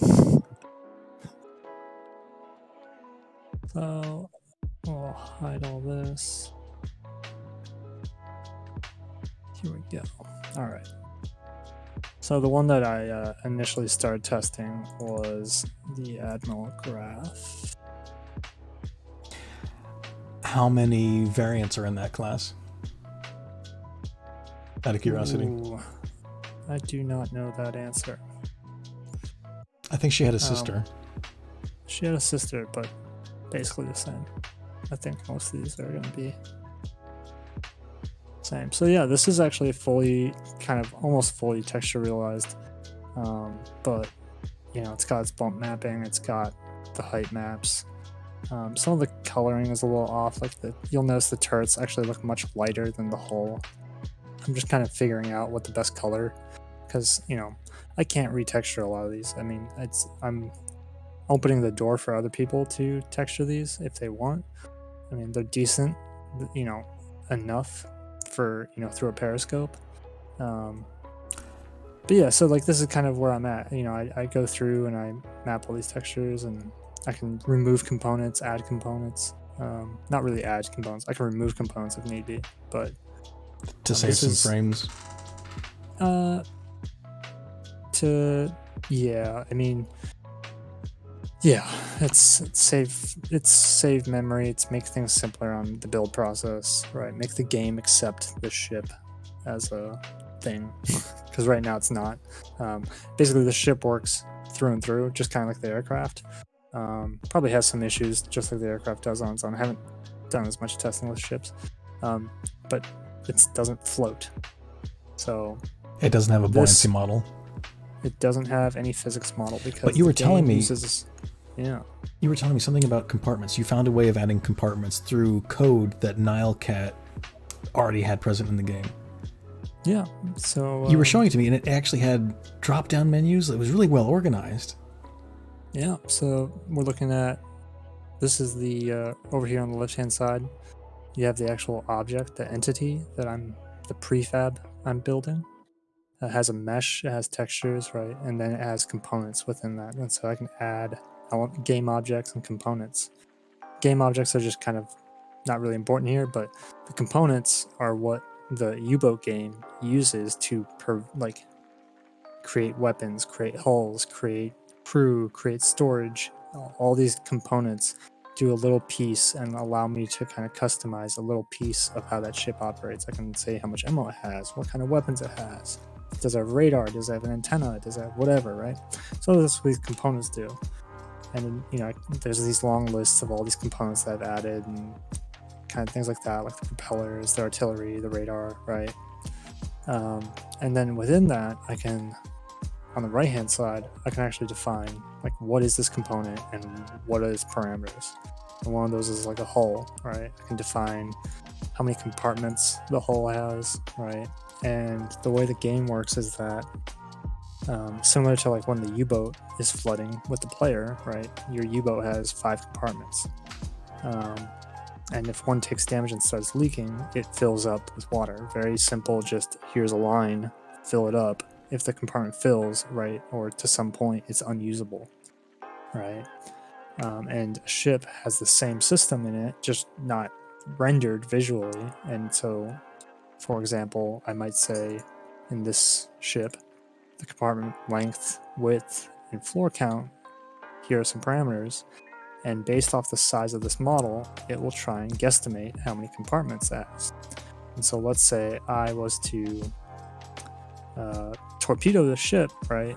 It's going to damage, if you imagine a grid of compartments that would be generated in game code, right? It's going to damage maybe 4 or 5 of those on the side of the vessel. And then those will start filling up, right? And kind of cascading into other compartments. But then the crew on the ship, there's a crew element. So based off how many crew there is on that ship, let's say there's 400. Let's say 20 were killed by the explosion. Well, half of that number, 200 of those crew members, are now going to start doing damage control. And they're trying to stop. And they basically do what your crew does. Yes, so that damage control is the same thing that your crewmates are doing on your U-boat, where they're blocking the leak. And so they kind of go. It's a much simpler system. It's much simpler. It's basically like, do I have enough crew to block or stop ingress of water into more compartments based off this grid, right? I have a grid of compartments, cubes that are being represented here on the right hand side, 29 by 2 by 17. Do I have enough crew to assign to all the unflooded compartments to stop the flooding? And with big ships like this, you have 400, 500 crew, right? Maybe more. And about 150 compartments. Yeah, and 150 compartments, right? Huge number of compartments, and you have enough crew to stop it. But if I keep doing that, right, I'm going to be killing more crew, right? Because if I have 400 crew, it's probably going to equally disperse them to each compartment. Some basic stuff like that. Eventually, going to get to a point where you damage the ship so much that, like, there's either too many holes, too many compartments being flooded with water that it hits a threshold where it sinks, or there's not enough crew to maintain that sink threshold, right? Maintain the ship above water, and so the ship sinks. And so it's a very elegant system. It's very simple. It's basically based off of some very simple parameters. How big is the ship? How many compartments can I generate based off some width and height and floor parameters? How many crew are you giving me? And then when I get damaged, okay, let's figure out, like, is this enough to sink me? Do I have enough to keep myself from sinking? Is this enough to sink me? Keep doing that until I sink. Thank you for that explanation. And that information is going to help me when I get around to making my torpedo guide video. The video that explains how torpedoes work in U-boat and how they affect the ships that they're hitting. Yep. And so, like, I think with MZ torpedoes, when it goes underneath, right, there's a factor that's applied to a torpedo, right? If it's, I don't know where in the code, but I'm pretty sure there's a factor that says if you go underneath the hull, right, and you explode because you're an MZ, right, you're damaging just a whole F ton. There's more damage applied to the ship, right? And so, of course, it's more effective at sinking a ship. Things like that. Because of the phenomenon of the explosion not only creates a water hammer effect where the expanding gases take the water and actually turn the water into like a hammer. You're hitting the ship with water, right? Yeah. It's not just the explosion that puts holes in ships. It's water moving at a very high velocity. Yeah. But it's not that most of these ships can't hold their own weight. Yes, because it's not just the water hammer effect that damages the ship when the torpedo detonates beneath the hull. It's creating a void, a very large void, a bubble of air. And when that air collapses, the full weight of the ship falls into that void and cracks against the water as that void collapses. Yeah. Which has been known to crack entire merchant ships in half. Heck, that same phenomenon, well, not... Ships have been known to crack in half just from sailing over a wave, yeah.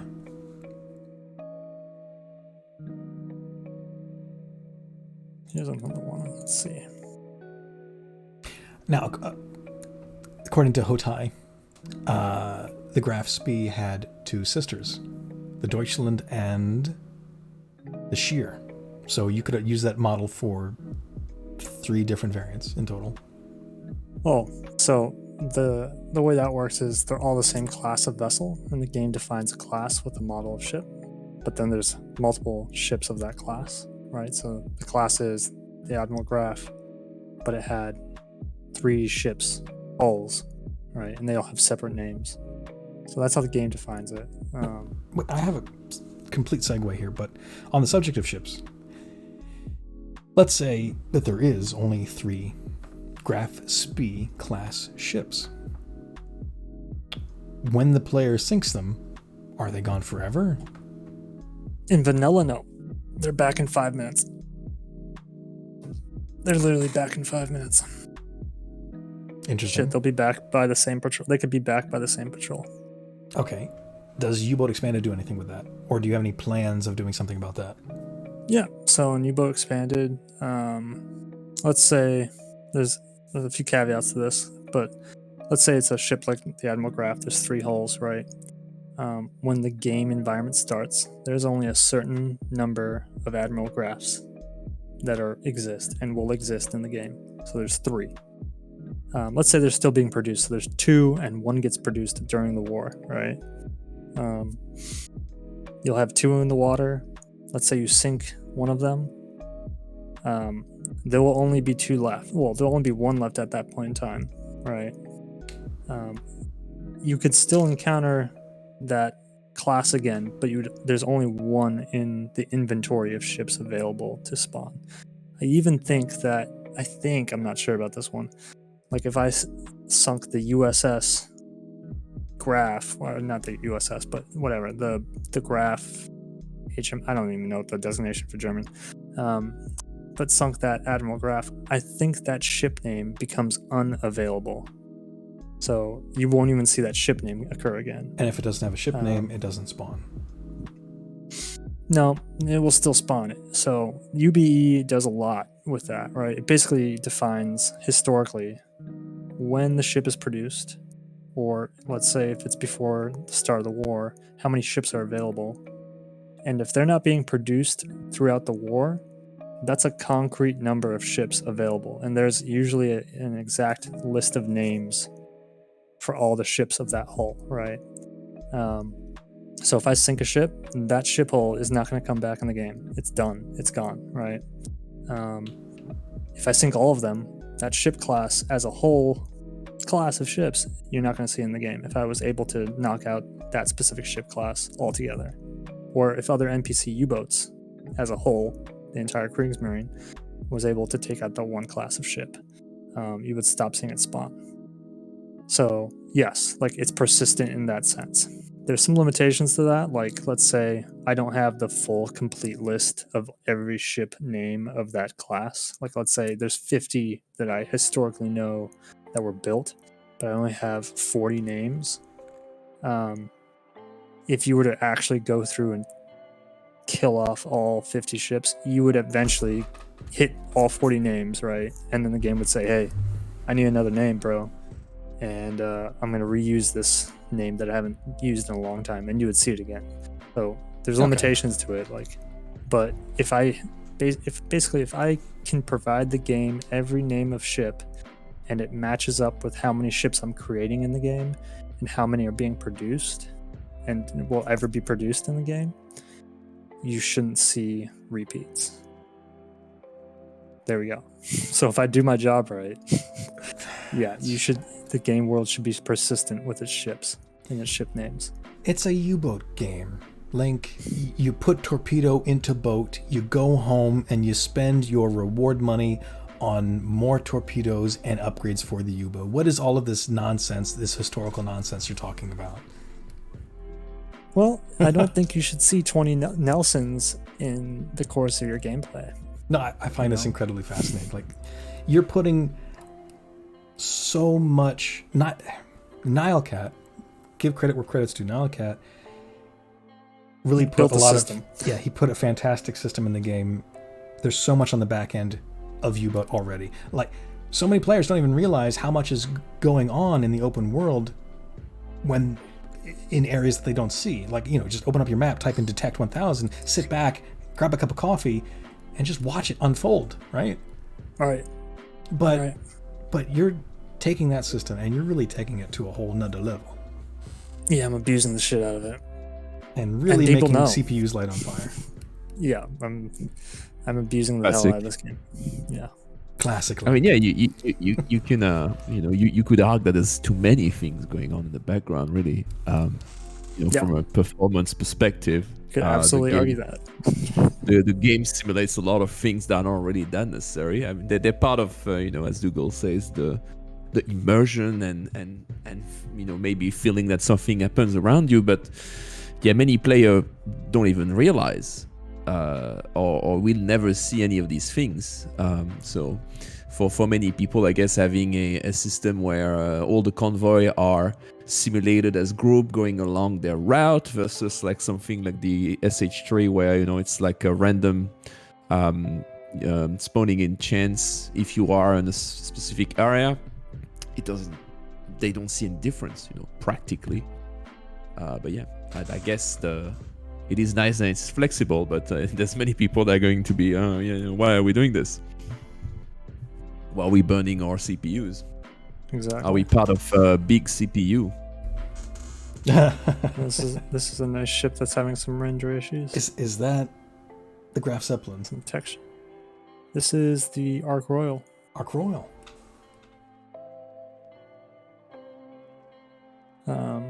So yeah, some of these have had issues with the textures lining up with the models. It's something, but you know, this is such a big project that's like, if I had 4 more people working on this with me, we might be able to get this done 6 months. Well, I need to be more. I need to be more perseverant. I need to. For one, I need to save this video, this podcast, and I'm gonna have to upload it to YouTube. But maybe we can do these every week. Would you be up for that? Here you go, boys. I could possibly do that. Maybe more than. I don't know if I have as much. I don't know if I'd have as much to say about development, but you know, I can usually ramble about development. Do you recognize?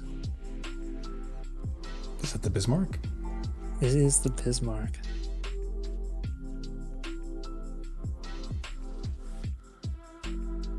So this one hasn't been worked on. Like it doesn't have any metallicity, whatever. The metallic. Chat has been pretty quiet, but I just realized something that would be the number one question on a lot of players' lips.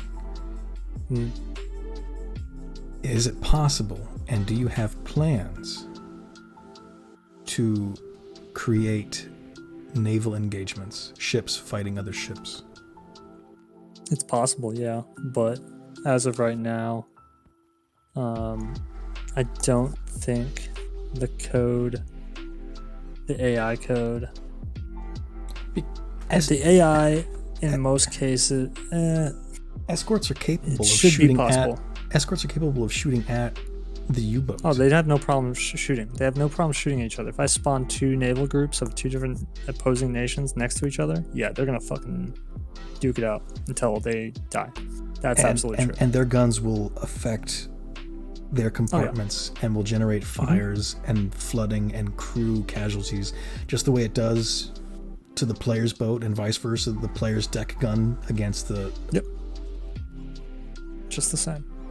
That all happens. It's getting the 2 groups to actually join and fight, like come towards each other and fight.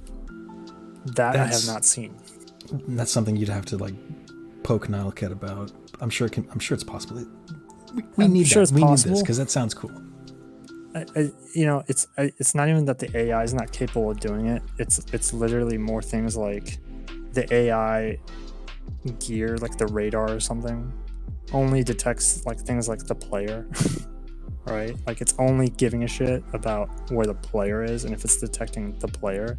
Because obviously, if every group was detecting and reconciling every other group around it, oh my god, this, like, you think UBE is bad on performance? God damn, that would wreck, a supercomputer. And so I think a lot of the times what's happening, and I assume, I don't know, I'm just assuming for performance reasons, all the entities on the map, especially like warship groups, entities that do things, right? Like they actually like say, hey, let's turn left and go after this fucker, right? Are predominantly only saying that towards the player. And I think also NPC U-boats. Yeah, I was just going to ask about that. Like, you're worried about performance. But what happens? No, I'm not worried about it. No, but I'm just saying. What happens when a warship patrol encounters an NPC U-boat on the map outside of the player's purview? It rolls the dice. Yeah. It rolls the dice on which side wins. But if you were to spawn right there, you would actually see them duking it out, just like you do in the game. It's rare, but I have come across a friendly U-boat when it was getting attacked by a short Sunderland or getting attacked by escorts. So I haven't tested the Navy part in a long time, but I believe the last time I tested it, I mean, it was kind of disappointing. Like, I forced it to happen. I forced them to spawn next to each other and fight. But it was like I forced the 2 groups to be in the same area, right? But I think, if I recall, I've seen the game basically have a German warship group and a British warship group within like 20, 30 knots, like outside of visual range, outside of where, like, if I was in between both of them, neither would be spawned in technically into like my local scene where I'm in water. But neither group was like, hey, on the radar, I have a fucking clusterfuck of ships over here. I should turn left and go after the clusterfuck of ships. They didn't do that. They basically were just like, I'm supposed to go this way. Radar range of each other? I mean, I can't be for certain, but like it was probably like, a few extra nautical miles, and they would have been in visual range of both of them. Would have been close to visual range, so maybe like an additional 10 nautical miles separation. And it's other things like, I don't know how, like, there's a lot of things that we've noticed in the game, like aircraft, right? For the most part, just flying a straight line to their objective path, loiter for like a half second, come back, right? They're, if they run into you, right, you're toast, right? They're coming after you. Warship groups seem to kind of be the same thing, right? And I don't know why. Maybe there's a lot of the underlying AI can do that, or maybe the equipment, right, the radar equipment, isn't built to look for every entity under the sun, or maybe it's something else entirely. I just haven't seen all those types of like interactions that we've kind of hoped for occur when I've been building UBE, right? Because I've definitely tested some of this stuff. Like I've been like, I want to see some fucking warship groups engage, right? And it can happen, but it's literally by chance that the two warship groups were just in the same place at the same time. They loaded into a local scene, and the game was like, hey, duke it out, let's go. So it would be a lot of organic events that the player would stumble upon accidentally, potentially. Yeah. If you had your way. And so I'm going to take all of what I said with a grain of salt, because I've actually had, since a long time ago, I actually pulled out German naval groups, right? I took it out of the game because it was basically clusterfucking the port, right? There's a spawning issue with NPC vessels at player ports. NPC vessels spawn just fine at NPC ports because the player can't be there, right? But when it's a player port and the player's docked, sometimes the game just wants to say, spawn my NPC ship right where the player spawned.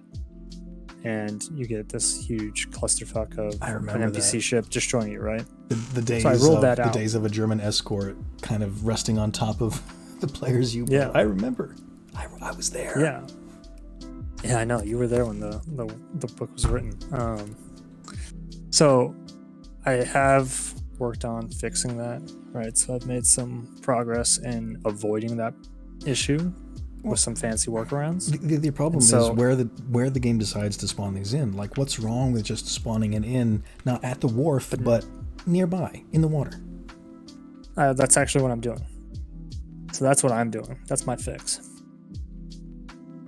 I'm creating places for, specifically, I only care about places where the player can be docked at, right? I don't care about every other port in the world, because those work fine enough.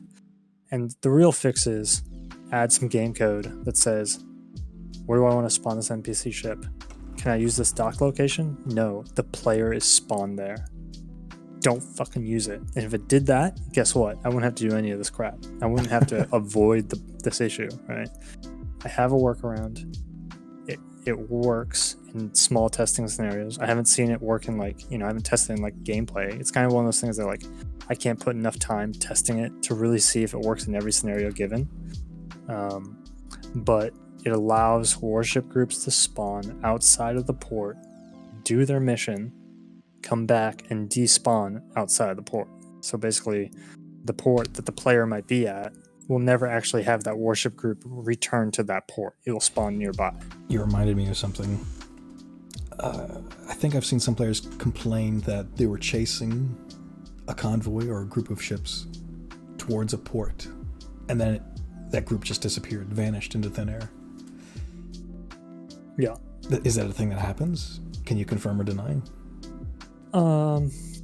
If it gets within the spawn radius of that port, like if it's going to despawn at some port, let's say the port already has, the port can contain 12 vessels, and it already has 12 vessels in all the docks, and that group is returning to that port, and it has nowhere to dock the ships returning, it'll just despawn them. It'll just make them disappear. And that spawn area could be, normally it's like 1 nautical mile away from the port. So if you're that close to the port and the group despawns, like you understand what's going on. Like the group got Not home, everyone does. they docked. But if it's a big spawn area, let's say the spawn area is like 12 nautical miles, that might be a little bit jarring. You're 12 nautical miles away from the port. You still think you have a pretty good amount of distance and time to really hammer home some kills. That would be kind of jarring to see the entire convoy just be like, I've made it home. And you're like, bitch, your home's still 12 nautical miles away. Like, what are you doing, homie? So normally the game will try to actually take those ships and put them on the wharf when it quote unquote despawns them. But if those slots are full, they'll just Thanos snap them away. Yeah, I mean, that's, Okay. And a lot of times there is, right? So there probably should be a system in place where a simple if-then statement, if player is this close, then don't despawn, let them linger in the area for a while. Or just leave them there indefinitely, like just kind of sitting there, stationary, X amount of distance away from the port until the player leaves the area or sinks them. Yeah, the latter would be a little bit cleaner because right now ships can't navigate ports for shit, right? I've seen it tried. Like when I used to do my thing with German ports where I'd be like, naval warship, leave from Wilhelm, and go off to and whatever, right? It was really cool. It was really cool. And trust me, I was very inspired by this. You would see the ships. Wilhelm would be empty at the moment. You would see ships spawn right outside the docks. Like a big destroyer, right? Like obviously it looked like an F-class, but let's forget that for a second. You'd see whatever German F-class looking ship, right?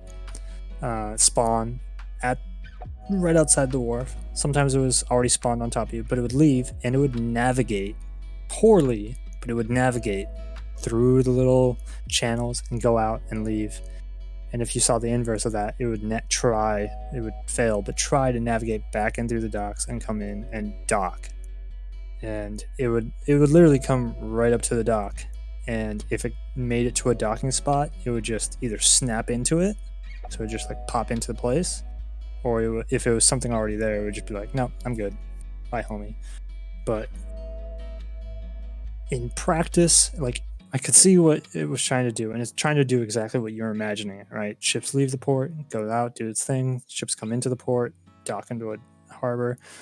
I personally think that once a ship docks in the harbor, like if the player isn't around, that ship should disappear immediately. Like it should be out of the harbor, right? Like if you're not there, that ship should never, like, just clear it out in a day, right?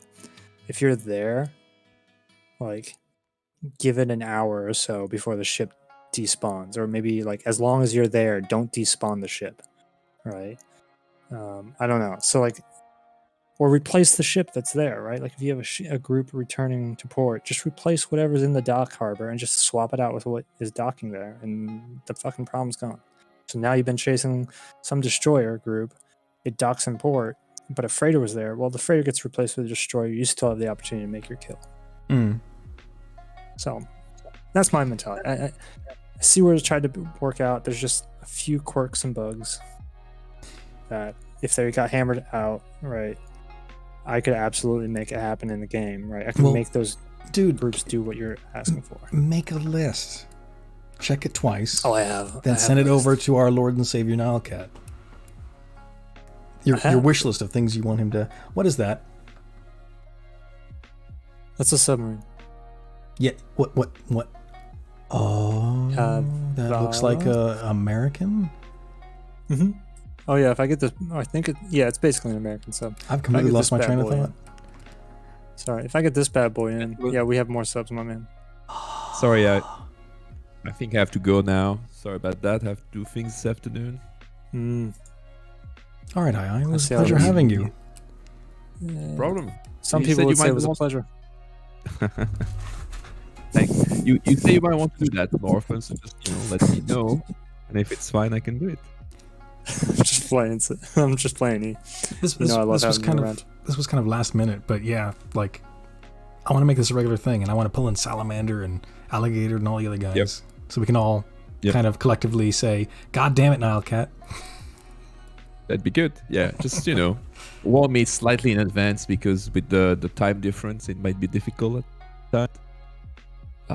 Yeah, that would be a good thing. Get back some activity, and I'll definitely will starting working more on modes now that I'm like back and I have some free time and whatnot. So you should see me around more on the Discord compared to recently. Excellent. I'd like that. Right. You've been a huge part of the community. Oh, thank you. I've just Right. been stalked by other things, so I couldn't keep getting all these pings. I was like, I can't reply. All right, It's all right, usually guys. me. That's his nice way of saying, "Hey, Link, stop bothering me so much." No, I saw it was not only you. It was you I'm just a playing. bunch of times, but the conversation with Jim and you has 787 unread post right now. So Yeah, I don't know what will happen with that one. 600 Anyway. might be me. All right, catch you later, guys. Take care. See ya. Take care, man. So Hotai was asking if that was a Balau class sub. it was a Cavella, but it will be used for things like, hey, guess what? When you see things like that, when you see a sub model and you're like, is that a Balau? Tell me that, because guess what? I will use it as that model as well, because I can use. I'll be whatever can you want use me this to, bad baby. boy. I can use this bad boy. I can for be a more than Balau one if you want, subtype. honey. Because a lot of times people don't realize this. So one of the nice things about this, like, all right, a lot of times, like this sub, I guarantee you there's 2 more classes of this sub that are just like, I'm a half meter longer and I have a 2 millimeter thicker skin. I remember you talking about like, that when it comes to escorts. Players were complaining that's a new about the lack of class. escorts, and you're like, okay, yeah, sure, I can add it in this class. Guess what? This class is basically the same as this class, except it's a meter longer, and it has a funnel in a slightly different spot.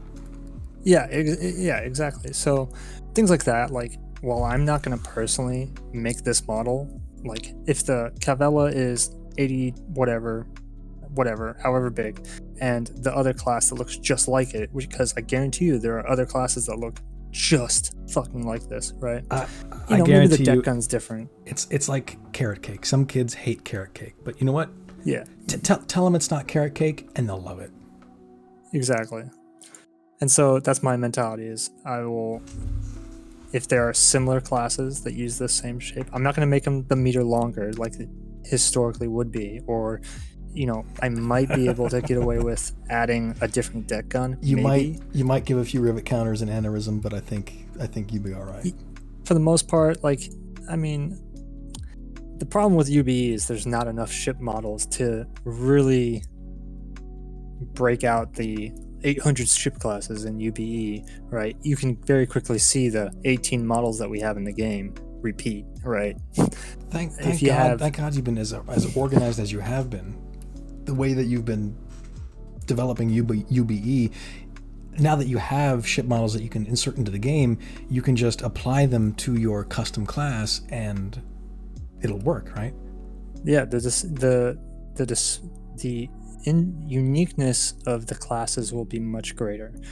And so, like, when people ask me, why do you have Japanese, ship classes? I'm like, because they're not going to be Japanese in the game. Like, I'm just going to remove the Japanese stuff off of them, and guess what? Now they're Netherlands. They're a Netherlands destroyer.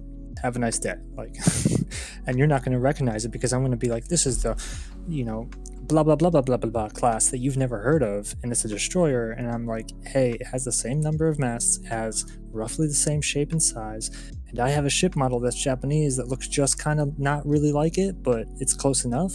Make do. And people, most people, as long as the texture doesn't look like it has a big Japanese flag on it, no one's going to be the wiser. As it should be. To save performance. Save the clock tower. Save the clock tower. And if people want that, like, make me a fucking model. Make me a model at this quality. Well, you've been doing a great job of finding free models. There's a guy, and I actually should, before I take, because I don't take credit for any, so on the stream, and I'm going to say this nice and loud and clear, I do not take credit for any model you see in this mod. None whatsoever. That's a given. You're not that creative. No, God no. If anyone has learned from my modding, I do not create anything in my mods. I just reuse the fuck out of other people's shit. Rectify. Yeah, Games. Yeah. That's No, not the games. Derez me. I've created, I can actually accurately say this, I've only created one asset for U-Boat Expanded, one set of assets for U-Boat Expanded, and that's still reusing something. It's the campaign images. That's it. That's the only thing. And guess what? Those campaign images are historical photos with a little bit of Link's artistic touch, which sucks, to make some campaign images. That's the only thing I've ever created for the entire mod. Everything else is just data and reusing either what's in vanilla, or now what we're at is taking some of the wonderful work that other people have done, and I really should. So you want to add in American subs too? Mm-hmm. British subs, I assume, as well. Thomas Barines. There's a guy. Thomas Barines? He's the guy where you're getting most of these models from? Have you talked to him personally? Patreon? Or I mean, they're free and they're on the open web. And it says open a credit. You know, I'm not making money off this. I'm not, and I actually even state no donations will be accepted for this mod. Right, all donations are going to go to him because he has a Patreon and a PayPal, and all of his work's free. So wait. Are you saying because you have his models in U-Boat Expanded that you're not going to accept any donations for U-Boat this Expanded? work? Fucks no. Well, for U-Boat Expanded in general. This isn't U-Boat Expanded. This is going to be separate. Oh, it's going to be separate. Okay. It's going to be separate in the workshop. Yeah, it's not going to be a part of U-Boat Expanded. Christ, man, are you going to... Hold on. Is it really going to mesh together that seamlessly? Like, here you have somebody subscribed to U-Boat Expanded, but then they get this additional entity mod, and suddenly all of U-Boat Expanded's entities will contain these custom models? So the plan is... It's a yes or no question. It's going to be built to work with... UBE is going to be the only mod in the world that actually uses these models properly. AKA... but as a separate mod. Right. If someone was to do, it says a separate mod. Like it would be a required mod, or a required mod for UBE, an add-on pack. Okay. So like you don't have to run with it. UBE will still be UBE without it. So if you didn't install it, basically what UBE would say is, I'm going to keep on using vanilla assets, do my thing. That's brilliant. If you did install it, it's going to say, okay. Can I plug your PayPal on this video when I upload it to YouTube? Sure, he says reluctantly. Do it you for my humble daughter. bastard. Oh, that's sweet. Yeah, help me buy formula or something. That's right. There's a formula shortage, isn't there? Yeah, send me formula. I'll take formula. Dude, we got close to that. Oh my god, the first week. Oh my god. We eventually got formula, but it took family members in California, in Colorado, and Virginia to get us formula. Dude, that's... Yeah, so we had like probably 8 people around, and we basically told them, we're like, look, we're just looking for one container to last us like a week. I was like, if anyone can get this, and we ended up getting 2, which is great, but it was like, we couldn't find one for shit, and we were like, right when we learned about the shortage, we're like, wait, there's a what? And we go out to the store, and yeah, it's exactly that. We were like, we could find the liquid formula bottles, and we're like, oh god, like, it's a baby, right? Like, you can't really control what the baby's gonna eat. You just know, like, this is the thing that she eats. Like, I can try other shit. And it was a wreck that first week. But now we're good. We have formula. I'm glad it worked out. I'm glad your family was there to help out with that. Dude, they were, my in-laws were on fucking point. They were like, yeah, was like 7 o'clock in the morning for us, and so it's 5 o'clock in the morning, and we just put out a group chat, and all of a sudden we get like a chat like 5 minutes later. We're like, we're leaving to the store right now. We will find you your formula. It's just like, Jesus, okay. 2 or 3, I think it was like 3 or 4 hours later, after they like literally rampage Colorado, we get a text. We found your formula. We'll ship it to you this evening. It's just like, Jesus. It was great. And I love those guys. I'm one of those weird people that I'm like, I think my in-laws are great. So, ooh, who's waking up? Hello. Say hello to the stream. Oh, is that your daughter? Sorry guys, there's no video. Yeah, she's doing her thing. So we can keep going. I'm gonna just run through some more of these models. If anyone has questions, I don't know if there's any questions going on. Yeah, chat, light it up. You're talking to the creator of U-Boat Expanded. I mean, I know you see him all the time on the Discord, but he's actually doing stuff. Yeah, I'm not just a guy that says things. He actually does things. Come on, load this file. Oh, I know why.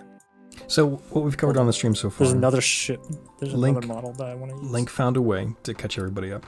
Link found a way to add in custom models, 3D models into the game. Aircraft, ships, submarines. Not just the models, but he actually got on the airplanes. He got the propellers to work. They spin, they're animated. The plane generates a contrail that you can see from your U-boat. Even the guns. The guns produce muzzle flash when they fire. The exhaust manifold produces a little flame as it functions. It's all animated and working beautifully thanks to the code that was already there that Nile Cat put in. Creator of U-Boat. Yeah, fucking genius that guy is. Along with a bit of custom work by Link.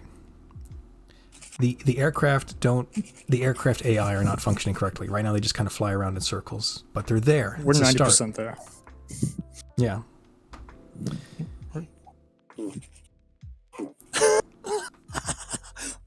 I hope my mic picked that up. What was that? My daughter's farting up a storm over here. Oh my gosh. Sorry. Continue. Going to close out. And Link has been adding in custom ships and submarines. What this means, not only will you have eventually have access to just more variety of ships to sink and aircraft to shoot down, the goal is to add in German surface ships and German aircraft that can support the player if you happen to run into them, or you may even organically encounter a surface battle going on and may even assist, your German surface fleet patrol, whatever it is, to sink the ships that they're fighting.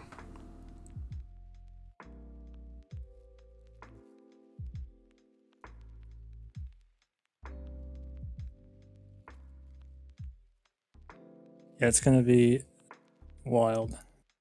So actually, fun fact, to help, the next game update may contain some updates for modders that will help me complete some of the missing aspects for ships.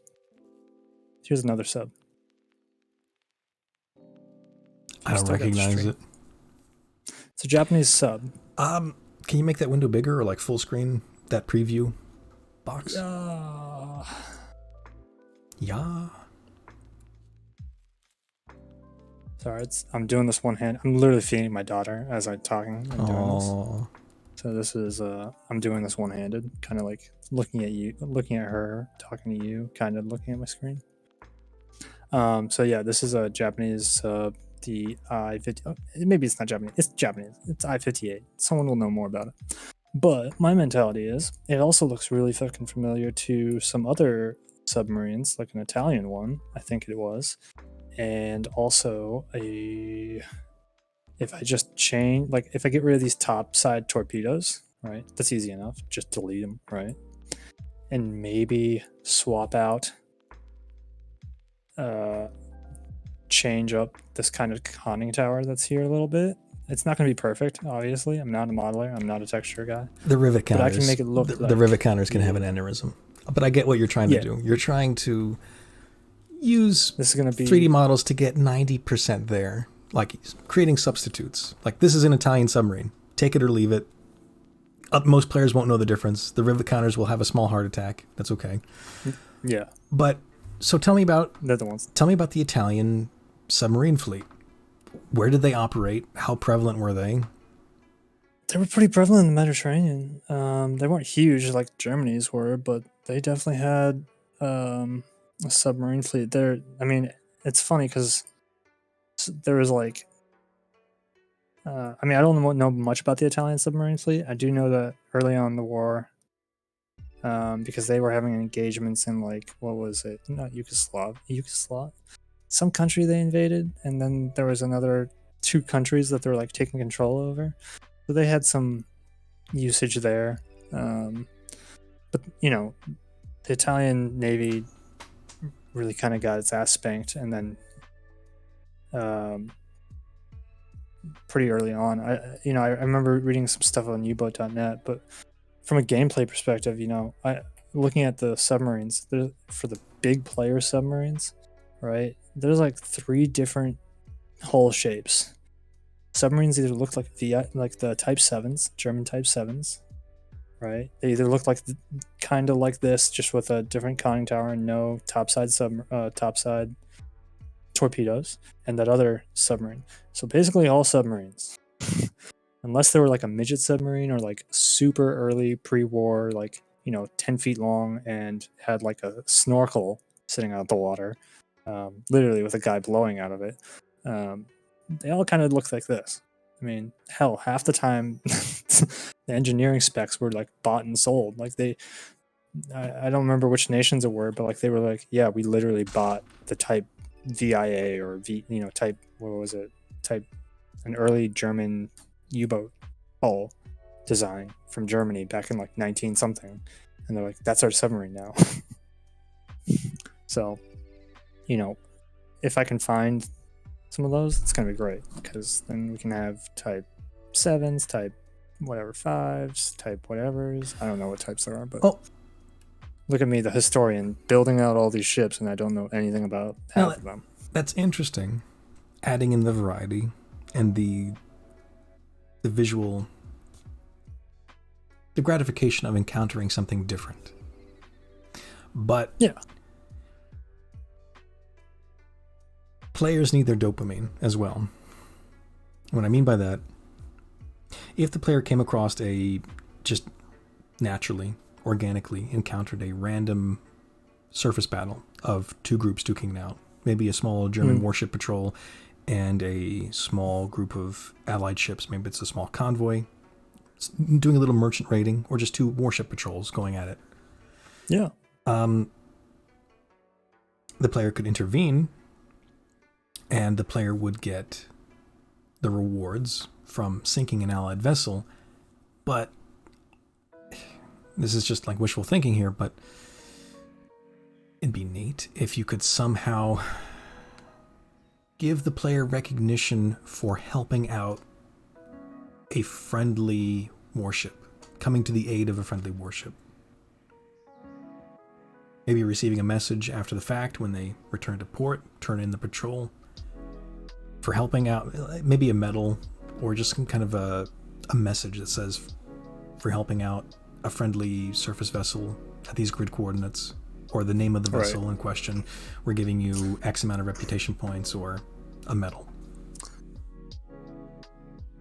Well, I mean, I can make the interaction happen. Maybe not perfectly, but I can definitely get, I can definitely say ships will engage each other when they meet up with each other in the ocean. That's a long way off, but assuming that it was possible. Yeah, I mean, they'll fight in the same location. It's just, will 2 Navy ships actually go after each other? Like, will they actually chase each other? Because that I'm not entirely sure about. Let me clarify. If that could happen, do you think it's possible yes. for you to add in custom rewards? No, Me? No. Someone else? Yeah. I have no. That would require code. You haven't dabbled in that yet. But you've been dabbling in missions. Yeah, but that again, it's just data. I'm just reusing the vanilla missions and relabeling them as something else. Copy pasta, rename. What if you repurpose the find a missing U-boat mission to the player encountering a scripted surface battle and then getting rewards for assisting that surface battle, piggybacking on the find a missing U-boat mission? I could piggyback on the find a missing U-boat mission and place both German and British vessels at the location and just not have a submarine there and call it something like, okay, yeah, maybe. It would probably break some stuff because I'm pretty sure that mission expects a U-boat to be there, like chilling. So like you would never be able to complete the mission. So like, yeah, could I force both German and British warships to be at the location of one of those missions? Yes. Would it incur a battle? Most likely, yes. Would it break the mission? Probably. Yeah, also, I mean, yes. I could probably, yeah, probably yes. I mean, what would probably have to happen is I'd have to actually still have the U-boat there waiting for help. No, it's not the side mission. It'd be the like Enigma recovery mission. Or the gold recovery mission. So it would have to be one of those missions because those are hard coded. Those are like in data set sheets. And I could force an engagement to occur at that mission.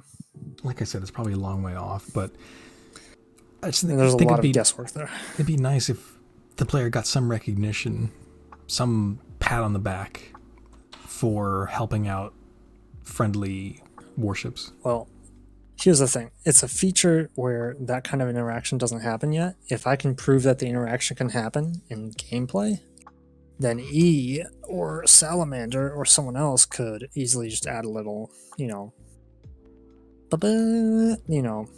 you've earned a Steam achievement. BDU says thank you for doing this thing. Yeah. And so, but you have to provide the underlying framework for some other modder to build upon that. Which is, funny enough, that very sentiment is exactly what UBE is. I'm here just to provide content, data for other people to be like, I'm going to make a mod. So yeah, it could easily be something that if I can prove out that can happen, make it happen naturally in gameplay or via a forced mission event. Yeah, it'd be easy enough for E or someone to jump in and just add little. I say that, and it probably is going to be 50 times more complicated than me just sputtering out some words, but yeah. We need the underlying You're aware framework. of the idea. You appreciate the idea. You're putting it on the shelf. Yeah, man. I mean, I still have a patch for UB that needs to be released. But I need to test out and really put in some time into testing. I could just yellow it and release it and just cross my fingers that it doesn't kill everybody's game. And then, assuming that all lands us in a happy hunky-dory spot, I'm going to be working on this, trying to get this to work. With the little help. I mean, even if I can't get all the entities working perfectly today, right, in the time frame of the next patch, I can get all the entities that I have in this big list of ships that I have 90% ready for game day, right? And so once the devs, Nilecat, which Ruby has actually directly communicated to me of my issues and either relayed them or kind of like let them know so that, the underlying modding framework for users like me is there and fully working so that things like this aren't impossible, right? So if I can get 90% of this done and just built and ready to go for game day, and then that last 10% gets fixed by the next patch, this will just be out the door. It's much better when sometimes you don't even know what you don't know.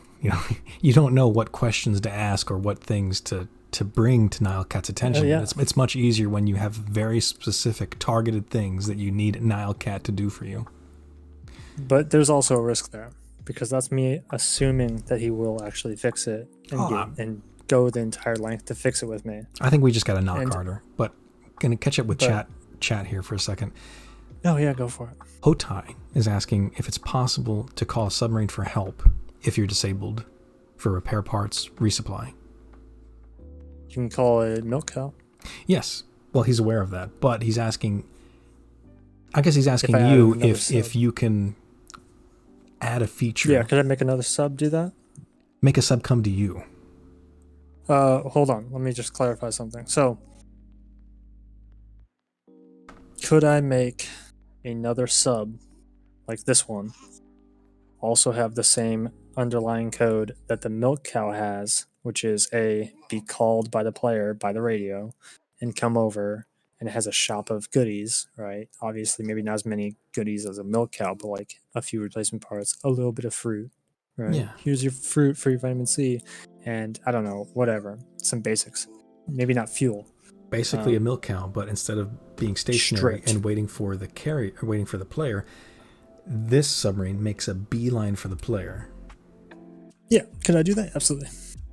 No, wait, hold on. Not absolutely. Could I do that? Yeah, that's if we get to the point where I can get my ships floating and acting properly. I think submarines might even be harder than ships because they go up and down. Do they? How deep will she go? All the way to the bottom if we don't stop her. Thanks, Bill Paxton. So there's things like that. But yeah, if I could, if let's just assume if I could replicate the milk cow on one of these subs and strip out a lot of the components that the milk cow has, like torpedoes, fuel, right? And just bare minimum it, right? With some bare bones. Yeah, I could make another sub act like a very stripped down milk cow that you could call for aid, like you would a milk cow in that same situation. The nice benefit to that is that these submarines, unlike the milk cows you place around the world,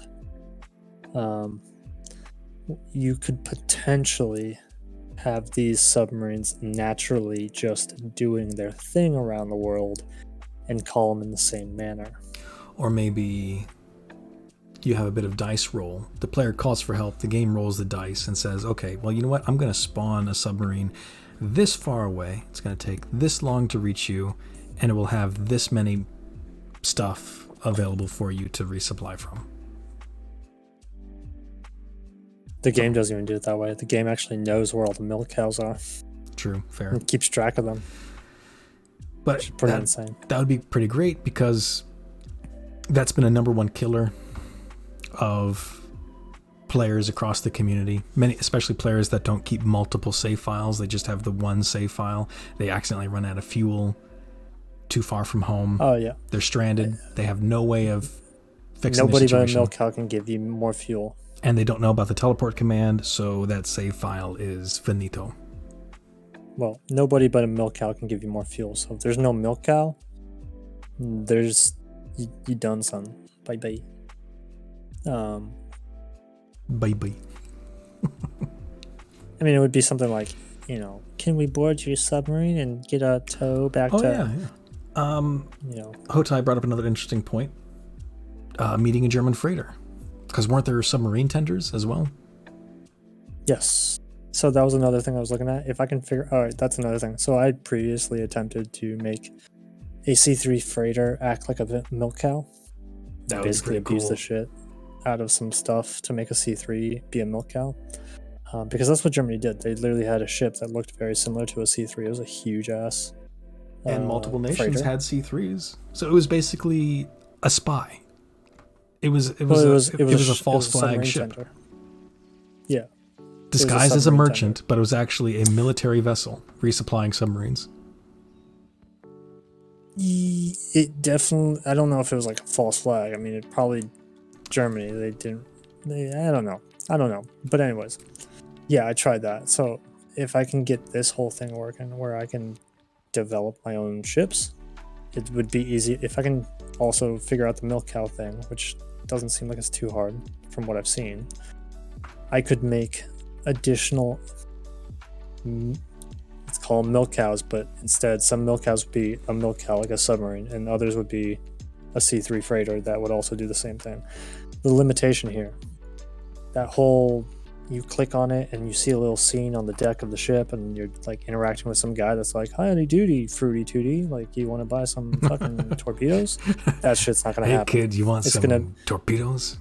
When you do this shit, you're gonna have an empty screen of the ocean or the ship outside of it, and maybe a few errors and a UI. So you're not gonna get that nice fancy internal, scene. Because that's like an entire thing that the developers have worked on with the last patches. Yeah, that's a huge undertaking. That's things that are like, the amount of reward for that effort would be so minimal, it's not worth it to me. Also, Kia Wolf was asking what language you use for your scripts. Although that might be more of that might be more of an II question. Yeah, man, no scripts here. I don't even know how to write. The only scripts I write in is shell, just scripts, like actual scripts. This game is in code, which is C#, and I can read C# language, but could I write anything in it? No, there's not a single bit of UBE that I've made that has any script in it. Oh, what language the game uses? Yeah, it's C#. Okay. But none of my mods are developed in any coding base. I have E provides small patches to change some of the gameplay or adjust the gameplay to benefit me, but I don't do that. It doesn't actually make the mod. It just it changes a UI element to be positioned slightly differently. That's about as much as the code that is in my mods does. So, but my mods themselves don't have any code in them. Oh, if you're wondering what's on the screen, this is Unity, which is the underlying game engine that runs U-Boat. It is the game engine. It is the game engine. It is 100%, everything underneath the game. Unity gets anyone can download this. Yeah, Unity gets a bad rap because a lot of independent KSP. Yeah, anybody in a basement with a PC can grab Unity and pump out a game and put it on Steam, and so that's right. Unity kind of gets a bad rap because there's so many games made in Unity that look like garbage, play like garbage. Playway. There are literally YouTube videos of people making video games and putting them on Steam in 3 to 6 hour videos. They literally make an entire, like a 2D scroller, obviously. It's not a complicated game, but they will literally do the whole thing, code all of it. And they're like, I could post this on Steam right now. They don't, I would hope. But Unity, that's not to say that Unity is bad. It just has a bad rap. But it has a bad rap. But it's great. It's a great tool because it's really opened the doors for independent developers that can't afford the thousands upon thousands of dollars of licenses that you need for some of these other engines. Yeah. Not only the cost to use Unity them, but is one of the biggest reasons why we have small indie development studios. I would say Unreal, no, because Unreal licenses you. Unity is the only game engine out there that has the least restrictive toolkit and contracting licensing kit. Like, you can buy licenses to get like professional editions, but that's about it. Like, that there's no more restriction from Unity. Yeah, everybody else is like, if you make $1 million, we get 5% of your income. Like, what? Or like 10%, you know. So Unity is a huge reason why you see small indie developers being as popular and as capable as they can right now. And because a lot of people could just pick up Unity and C#, which is a very common code language, and just start making a game. And Steam, also a big backer of those developments, allowing them to have a place to put their games and sell them. Literally, these games are developed by one person. A lot of games are literally developed by one person. I think people would be phenomenally astounded by how many games on Steam are developed by 1 to 2 people. I mean, thousands. I would say the majority of games now on Steam are developed by teams under less than 5 people. Granted, those games aren't good. A lot of them are just people trying to figure it out and learn, but they sell a $2 game. They made it in 2 or 3 years and with their friends. It's great. A lot of them are Unity or other small game engines, or sometimes custom game engines. You're kind of becoming a developer yourself. No. Don't say that. You've learned so much in these past 3 years. Yeah, no. I learned by failing 1,000 times, getting it right once. I really wish you've been, I don't know, documenting your work a little bit better, logging how many hours you've been putting into UBE. Too many hours. Keeping a journal of some kind, because I know, right? it's a hell of a thing, man. You've made a lot of progress. 950. You're going to take my praise and you're going to accept it, damn it. I love you too. Thanks, buddy. What else is in chat? And frankly, oh yeah, because you don't want to talk about you anymore. I see how it is. No, I don't. But like it or not, damn it, this is how I see it. You've been a large inspiration to the modding community as a whole.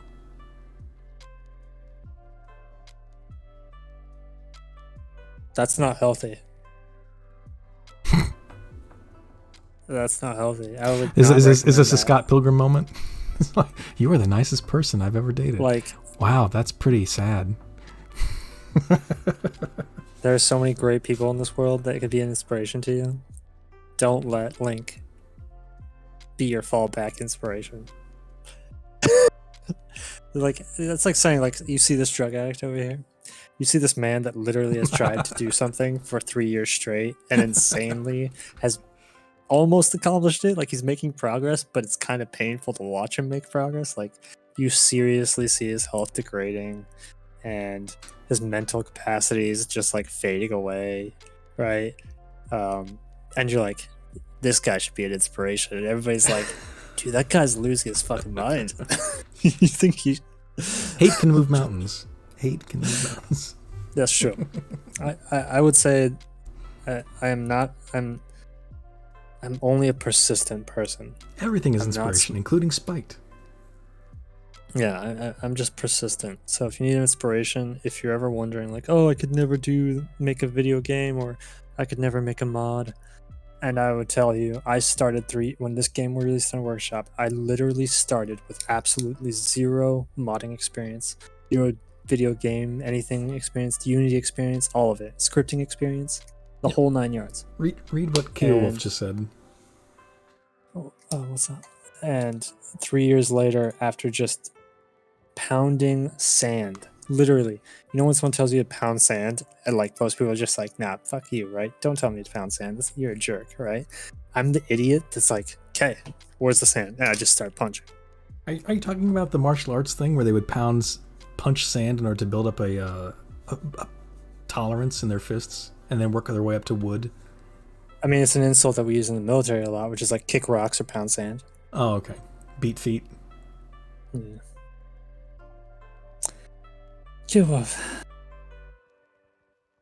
Yeah, C# is a much more robust as far as like the underlying supporting framework and libraries. And yeah, C++ is, yeah. Specifically, I meant the last thing they said. Oh.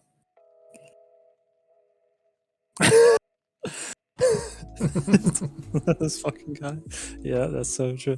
That's so true, Wolf. Oh yeah, torpedoes too. So I've learned a lot, obviously, in my time doing this, and I'm obviously becoming much more confident. I'm getting a grip of how the developers have done their game and starting to be able to replicate it. Salamander at one point was trying to create more torpedoes. So this is for you, Hotel. He was trying to create more torpedo variants, but he was struggling getting actual prefab entities, like we're seeing here, ships and all that good jazz, to really work and operate in the game as he intended.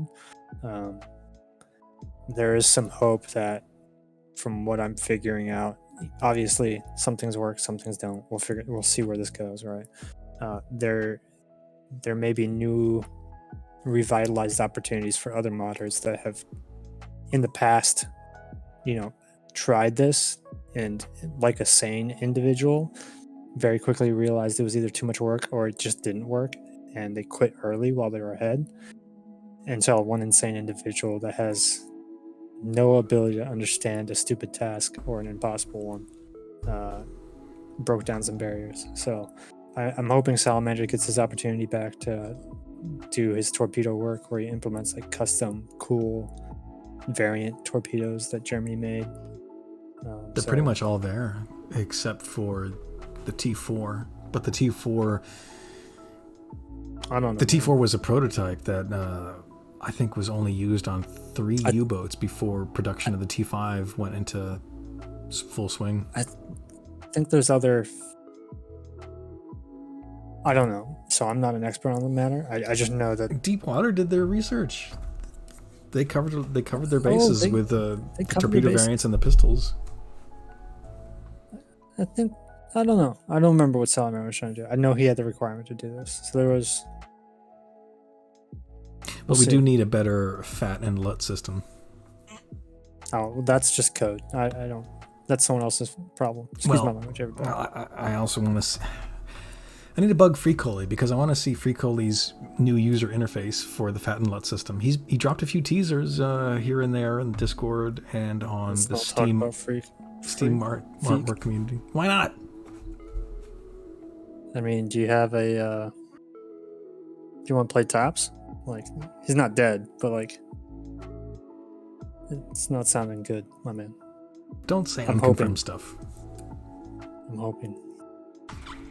But no, I just gotta convince him. I love everything that FreeColi has done. FreeColi, if you're not aware, FreeColi designed it's a mad genius. The graphics of the Torpedo Data Computer mod, the TDC mod. Everything that goes into the way the TDC mod looks, FreeColi did that. ZNC, which is no longer active in the community, is the one who programmed it. And I think another mad genius. I think Ruby did the translations. I'm not sure. Mm-hmm. Yeah, translations from the documents.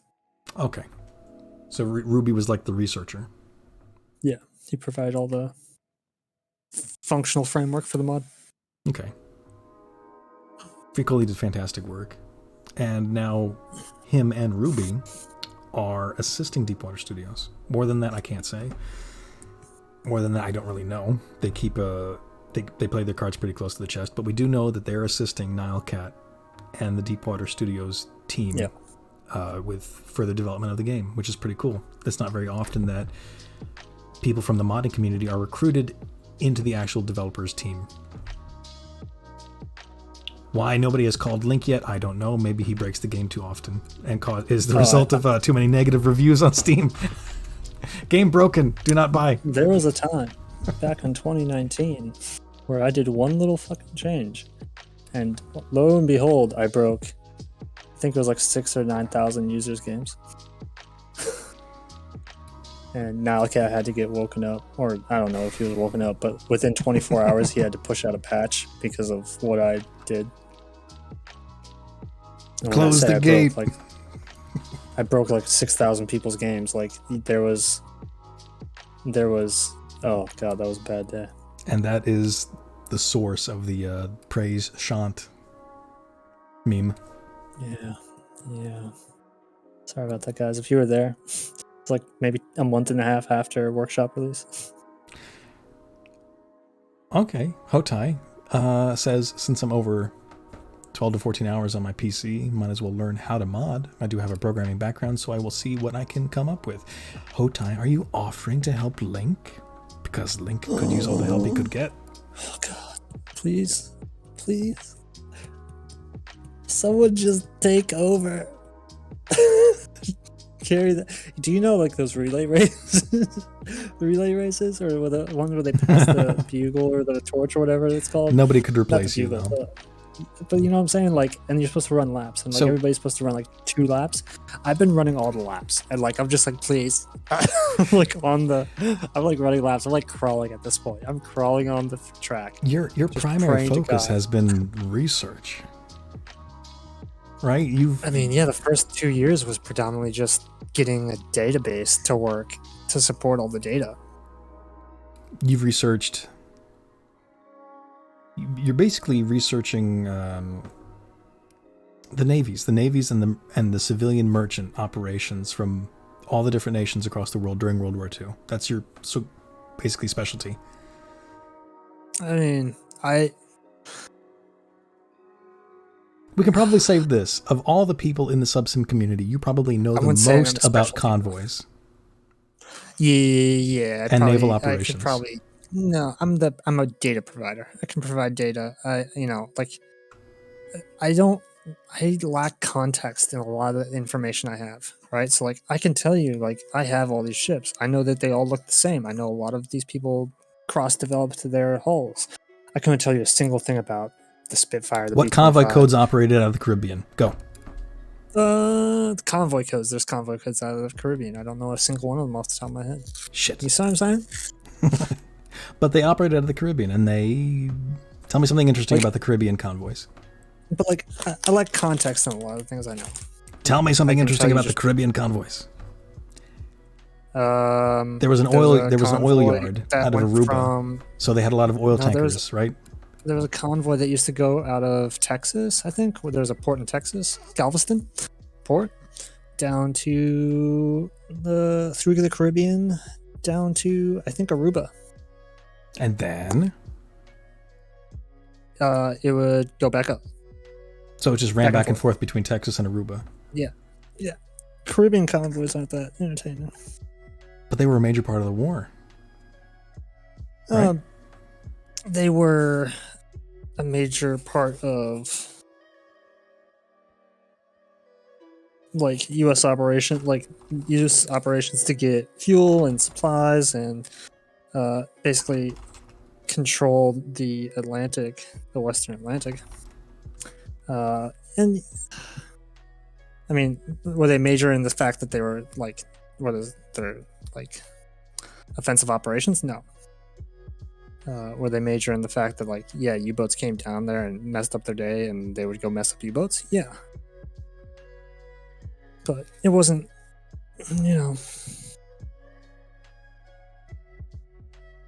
it's not major because guess what? You don't hear about them that much. Did you? Okay, I've got this. I got you pegged. Did you ever see the movie Midway? Came out recently. Came out recently? No, I haven't seen a movie recently in like 2 or 3 years. Have you seen it though? Movie? Like at cinema? No. You haven't seen Midway? No, man. There's a character in Midway, the intelligence officer. I'll try to read it out for you. So, Nimitz pays this guy a visit at the intelligence office that's trying to figure out where the Japanese are going to attack. The Right. intelligence department thinks they're attacking Midway, but Nimitz is not convinced. Washington is not convinced. They think the Japanese fleet is attacking somewhere else. But he says Washington believes that AF, the Japanese code word for the island they're going to attack, is located in the South Pacific, which is why they ordered you to keep Enterprise down there. Do you have any direct proof that they're wrong?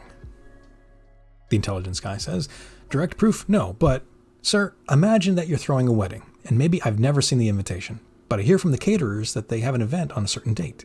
The flower guy is buying up all the roses on the island. The best band is booked. That's what signal intelligence can give you. Clues, not a definitive answer. So you have no context for any of the things that you're researching. But you've collected so many points of data. You've collected so much information about convoy codes, convoys, ship movements across the seas during World War II that you could probably piece things together. Yeah. Yeah, that's a lot of what I've done, thus far, has been that. I mean, I don't ever get to read anything about FS convoys, but pretty clear and cut and dry that the 2 convoys that ran up the English coast got their ass whooped every single time And what were they? The FNSS convoys? The Edinburgh, it was like a relay, kind of like a stopping point from Edinburgh to London, down to London, and back up from London to Edinburgh, because they would go not through the channel, but they'd go up and around. But it wasn't just, it was a massive convoy of ships, like hundreds of ships. Oh yeah, it was tons of hundreds of ships that were coming from other parts of the world. But they weren't just shipping goods back and forth between Edinburgh and, what did you say? It was a daisy chain. It's like a daisy chain. But yeah, what was the purpose of it? It was like a staging. It was a way of moving ships around, preparing them for the next convoy, right? Yeah, so like if there were, because not like London was devoid of ships, right? Goods still had to get to London. So yeah, you'd have tons of ships be in London. You'd have ships be in all ports up and down from Edinburgh to London. And eventually you wouldn't start a convoy off in London, because like it's easier to just say, hey, all these ships along these ports that have docked here in London and down by, like, I forget what that, Mithril or whatever, right across from Dover, they would just say, hey, instead of going to meet us up in London, everybody come up to London. We're going to start off from London. We're going to go to Edinburgh. We're going to join up with somebody that's going to do ON, and we're going to cross the Atlantic. And so you'd get all these ships that were like at all these random ports, large and small, like hitching a ride. Along the coast. You got to go somewhere, and you would hitch a ride with. You have to meet up somewhere. Yeah. FN, like going from London to Edinburgh, you weren't just stopping at Edinburgh and like saying my day's over. Like, there's nothing. Why would you ship something from London to Edinburgh? You're going to Edinburgh because you're meeting with a larger cluster of ships to go to ON to cross the Atlantic to New York or something. Increasing your chances of survival by hitching a ride with an and it's armed easier escort for group. Escorts to support one big ass group than support 500 small individual ships doing their own little thing. Which is exactly what the U-boats would want. Lone, unprotected ships. No, U-boats would want... Well, I don't know what U-boats would want. I would think they would want big-ass convoys of ships where they could just be like, fire, torpedoes! They would have preferred, like, if every merchant ship sailed by itself. Yeah, probably.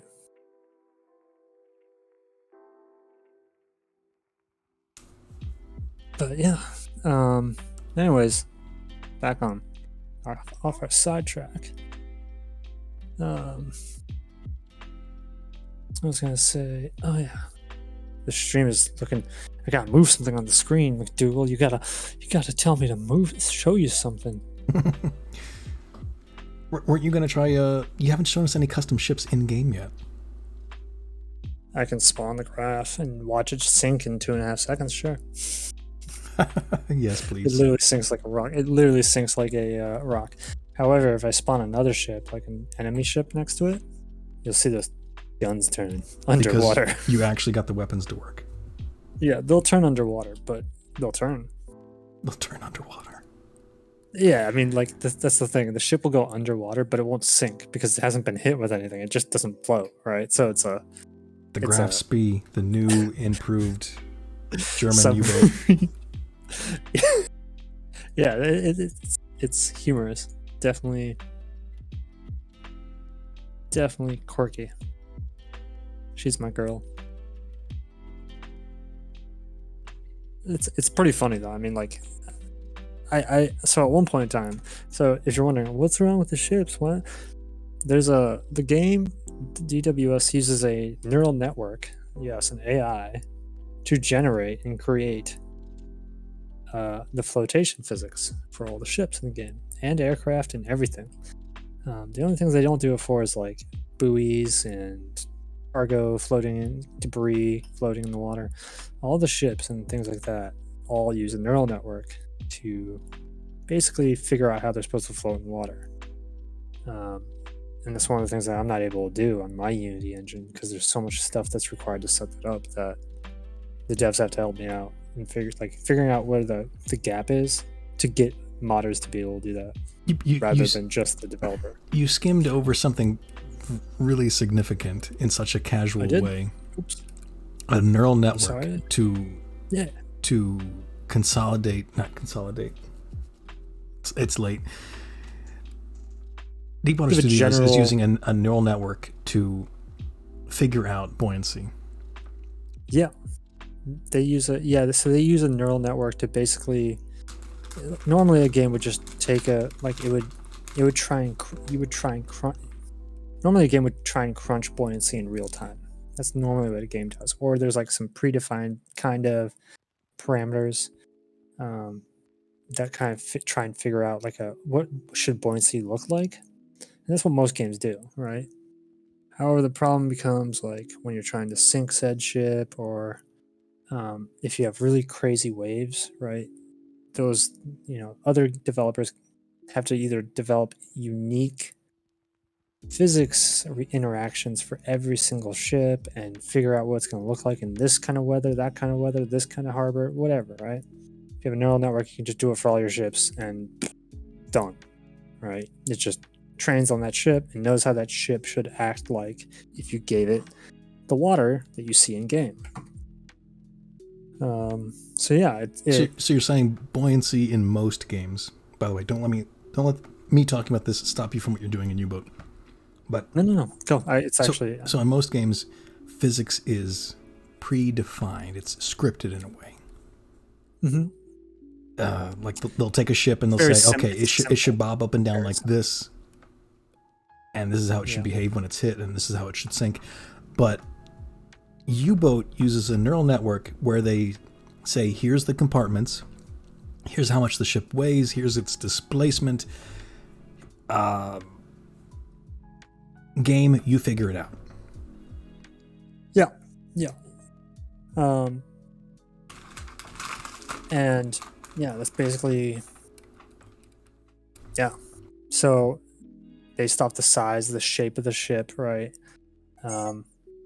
It tries to figure out for every type of weather condition. So, and what it allows them to do is they can, instead of them having to redesign a physics characteristic for stormy weather, they could just one day make stormy weather the most gargantuan waves in the world, and they would not have to touch the physics to know what the boat's going to look like in the water, right? They can just be like, the neural network's already been designed and trained for that ship, and it knows generally what it should look like. Obviously, you could throw a situation that it doesn't know how to handle. But yeah, once they're done with that, and they've already done the work on the neural network, so now they can just throw it at every ship, train it on every ship, and every ship has its own little characteristic that's given from the neural network, and now it just works in any water environment they provide it. It's not perfect, and I think I figured out why it's not entirely perfect, is that it's the neural network basically defines a ship in like voxels. So like you tell the neural network, I want you to characterize this ship with this many voxels in the hull, right? And if you do a lot of voxels, obviously your outcomes with the neural network will be much more accurate in relation to how the water's acting. And then if you do less voxels and simplify how the neural network's looking at your ship, it becomes simpler, right? It becomes closer and closer to kind of what a standard model game might do, which is like, put 2 or 3 points on the hull and just determine where they should be in water. And so like, I imagine, this is a neural network that was developed probably by Nowcat. Like, let's just all take a moment to appreciate that one dude just wrote up a neural network. How did you learn about this? It's you load up Unity and load up the game assemblies and type in neural network and boom. Just another one of those amazing things you discovered by accident. Okay. By bashing my head into sand and punching rocks, yeah. Turning rocks into sand. Graph SPI. Hold on. Spawn. The lag? Spawn. Fuck. Excuse me. Sorry, guys. Sorry about my language. I apologize to all of you. Alright. Screw him. I'll work on that later. That's my own issue, guys. One of many.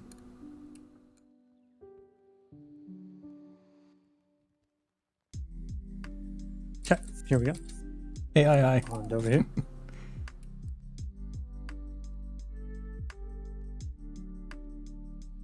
So we have to be quick. Because, yeah.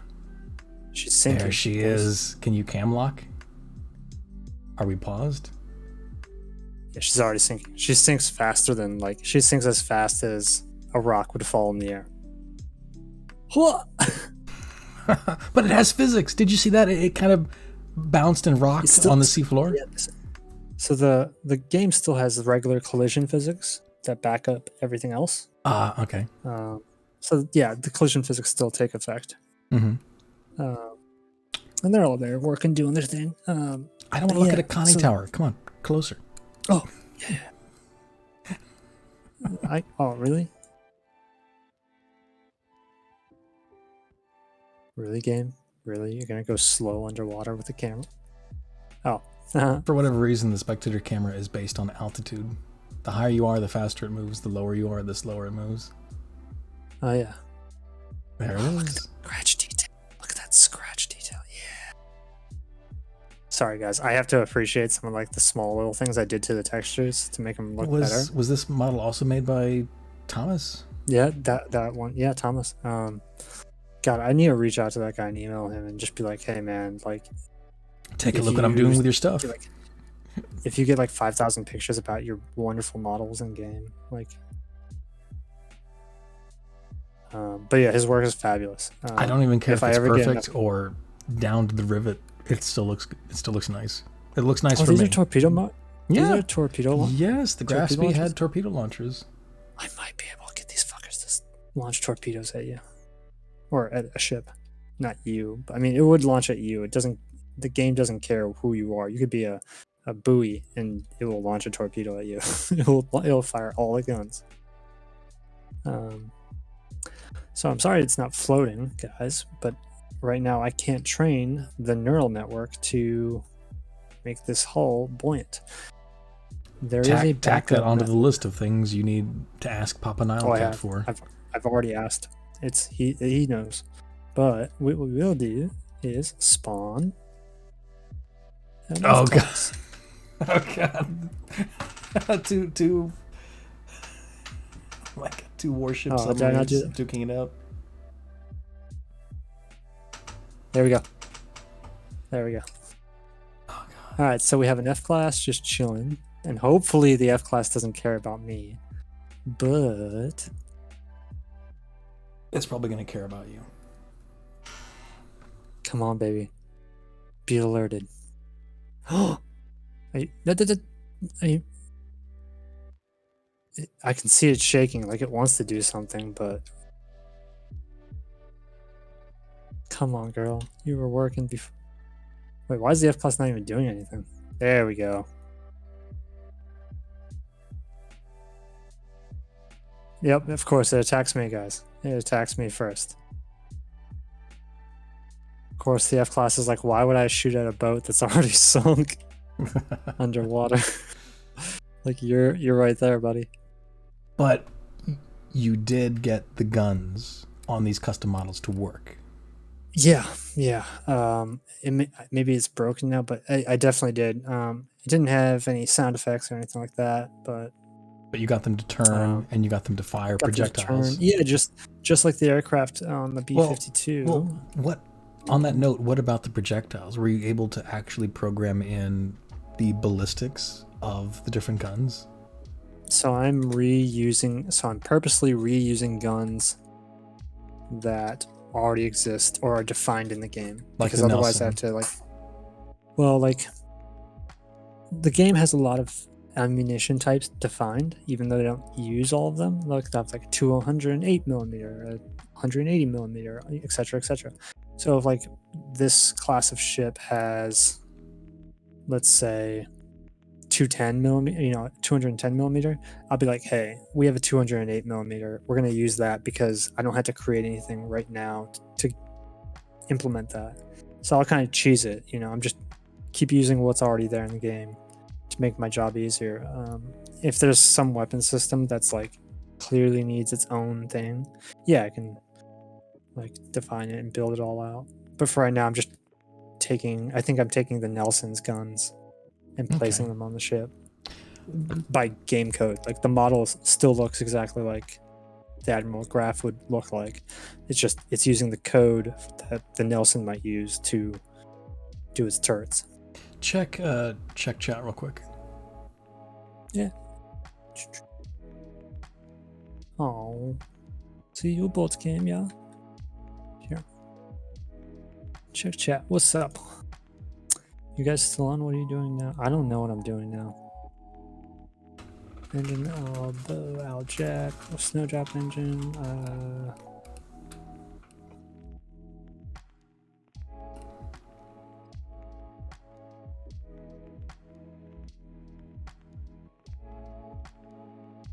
No, it's all right. Yeah, I mean, I don't.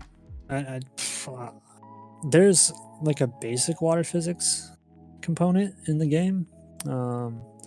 I'm imagining that when they were developing the game, that was like, do what everybody else does. Here's the very basic buoyancy physics, and they just threw it, right? And then they're like, well, I don't know. At some point in time, they're like, make a complicated one, and then they're like, oh, that doesn't look good. Let's make a neural network, and then they're like, that works. I have no idea why I developed it this way. I just know that when I do the cheese, like I cheese the buoyancy with the simple water physics, basically because the thing is so large, you have to basically define like multiple points all around the hull in order for the physics engine to properly like balance the list and the bow, where the bow should be up with the waves.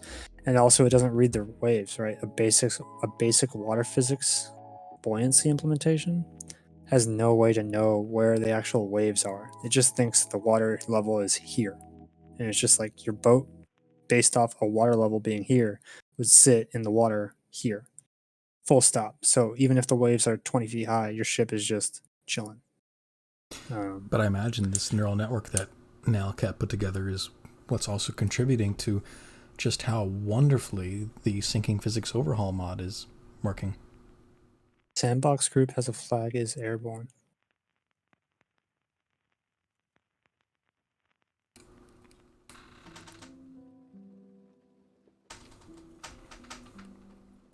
Yeah, that's a property E. When a sandbox group, there's like a property that's instantiated based off the group or whatever. Is airborne would be one of those properties. I don't.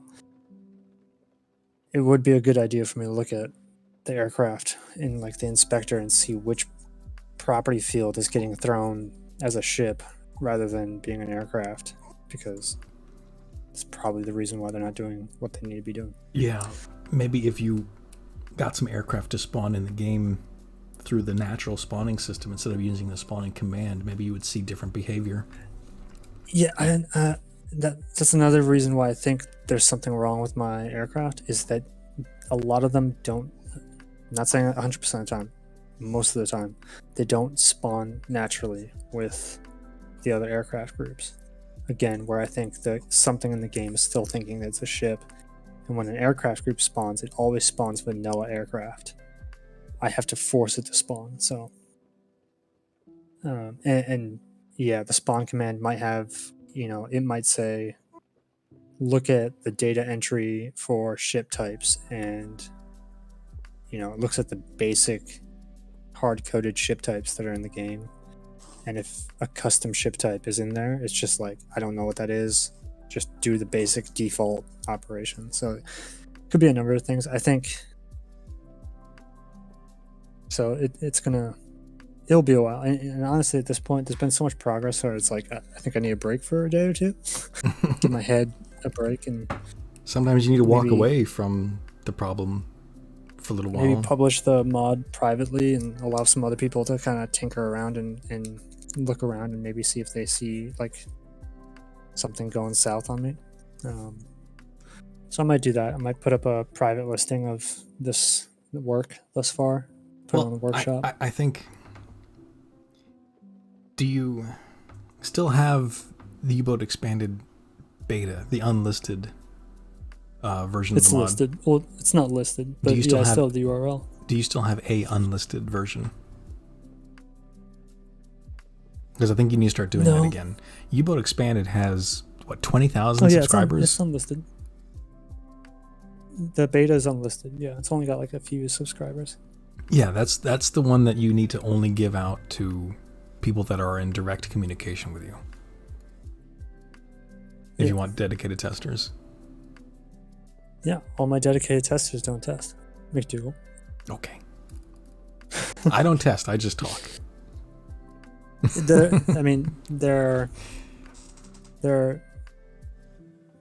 know, and that's what most people do.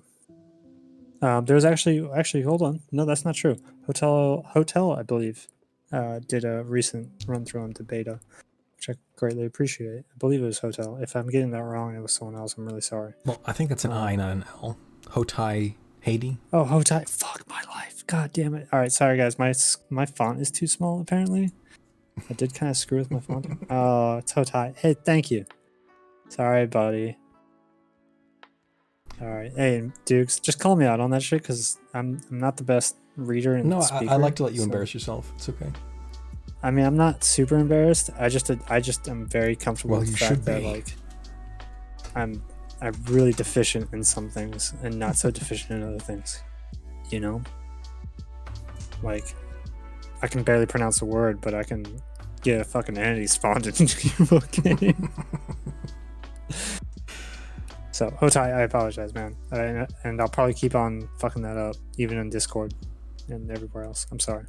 But yeah, Wow. he was. I think it was him or someone else that was helping me on Discord, and they were actually testing it. So, it really is. I know it's unlisted, but like, it really is. It needs to be less unlisted. It really needs to be like a public mod that people can just jump in, test, and be forewarned. Don't do an actual game with this.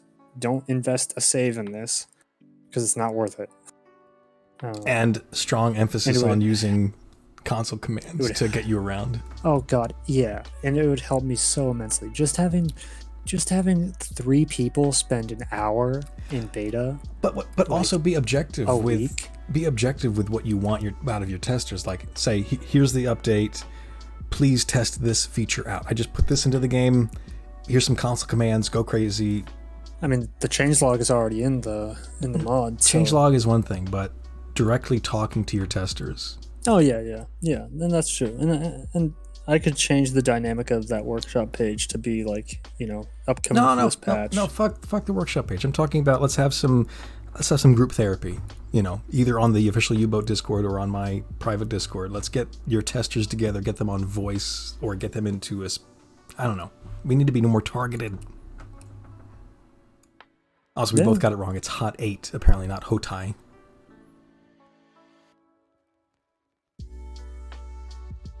You know what? Fuck it. No, hold on. No worries. It's Hot 8. Hot 8? What? Really? Man. Dude, you're gonna... Okay. Can we just... Alright. I think you just broke Link. Hot 8? Really? Like, if I just said Hot 8, am I really? Because, like, I say that, and, like, I feel like you're fucking with me now. You're just gonna be like... It's like saying, like, Jack Knopf, really fast, and just say that, and, like, you're telling me to say something that, like, it sounds like something else. Oh, Link. You got a buyer. I mean... Somebody's interested in your mod. Holidays. Is the game more sandbox-like or historically limited with this mod? How does it feel? So again... Explain yourself, Link. Explain this mod. In as little words as possible. Go. Go ahead. Go ahead. The mod is absolutely 100% inspired and references as much as it can. Bring up your Google thing. Historical data. Oh yeah, my game is running too. Historical data. So like, this is not the mod. If you're wondering like, this doesn't look any different, this is not the mod. I don't even have it loaded right now because who wants to watch a stuttering shit show? Because he's showing off aircraft and ship models which he's just figured out how to inject into the game. Hasn't figured out how to fix buoyancy yet, and his aircraft behave like ships, and his ships behave like submarines. Yeah, I mean, yeah, it's sad, but it's true. But it's built off of a ton of historical databases, uboat.net, convoyweb.org, a few other archives for like merchant losses and. But what does that mean to the player? But what? So this huge historical reference of data was used to create a sandbox and recreate in a sandbox environment as many events as I possibly could in U-boat. So that's like all military convoys, air patrols, merchant shipping, ship classes. But what does that mean to the player? So what? Oh fuck, man. I mean, have you played the game, McDougal? I haven't played the game, so I don't actually know. Like, I heard that it makes a lot of convoys. It makes a lot of convoys, but specifically, I'll try my best. So when you use UBE, oh god, I'm having a stroke. When you use U-Boat Expanded, it's a large sandbox world, right? Nilecat already put in a lot of groundwork. There's a lot happening on the back end. Bring up U-Boat real quick. Type in do the detect 1000. Let's show that off real quick. This is just vanilla, right? Nilecat did a lot of amazing things. Nilecat being the lead programmer and the owner and operator of Deepwater Studios. What you're looking at right now is vanilla. This is everything that's running in the background as you play the game. These are all the convoys, not just convoys, but you're looking at aircraft patrols, you're looking at warship patrols, you're even looking at a few friendly U-boats in the open world. This is all just happening in the background as you play, even though you're nowhere near any of this crap. Your entire world is just a 100 and what is it like a no your entire world is like a 20-kilometer radius around your boat. But this tiny little bubble that you live in, outside of that bubble, all of this is taking place. Every convoy in the game spawns at a port, travels to another port, and despawns. And during that period in time, while that convoy is traveling from point A to B across the world map, while you're not even there, it can get attacked by one of your own friendly NPC U-boats. We don't know why this happens. We don't know why that's being simulated in the background. The player isn't witnessing it happen. It has no effect on the player whatsoever, but a British convoy, can get accosted by a German U-boat and get sunk, or even the German U-boat can get sunk. And this is all being simulated in the background, and that's all very fascinating and interesting. But what does it actually mean to the player? Well, U-Boat Expanded's goal, as far as I know, the goal keeps changing. Getting bigger and bigger and getting bigger and bigger. But no, it doesn't. The overarching goal of U-Boat Expanded is to populate the world with historically accurate convoys. So summarize 1939 for me. What's happening in 1939 as far as American British convoys? Yeah, so God, there's a lot to. The convoys predominantly so there's a few early joiners, right? British was supplying some to Africa, predominantly starting up some convoy routes to New York and Canada. Let's actually see it. I mean, why am I talking to it? Like, I can literally just show you. There we go. 1940. This is base game. Sorry, that was the base game. There we go. Yeah, hit play, and then we should see a bunch of red lines and green dots appear. So what's what? What are the red lines and what are the green dots? So red lines are... This is not the right...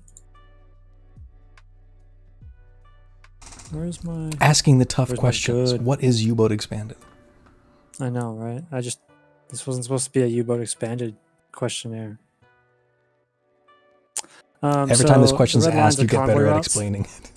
right? So the red lines are convoy routes, right? So you have convoys leaving from, places like Cardiff, Milford Haven, Holyhead, Belfast, all these places, right? The green dots and red dots. Green dots are merchants being sunk. Red dots are U-boats being sunk. Historically, right? There's a specific date tied to all these. And basically, you can. Oh, that was way too fast. Let's slow that down, bro. But basically, you can, as slow as humanly possible, please.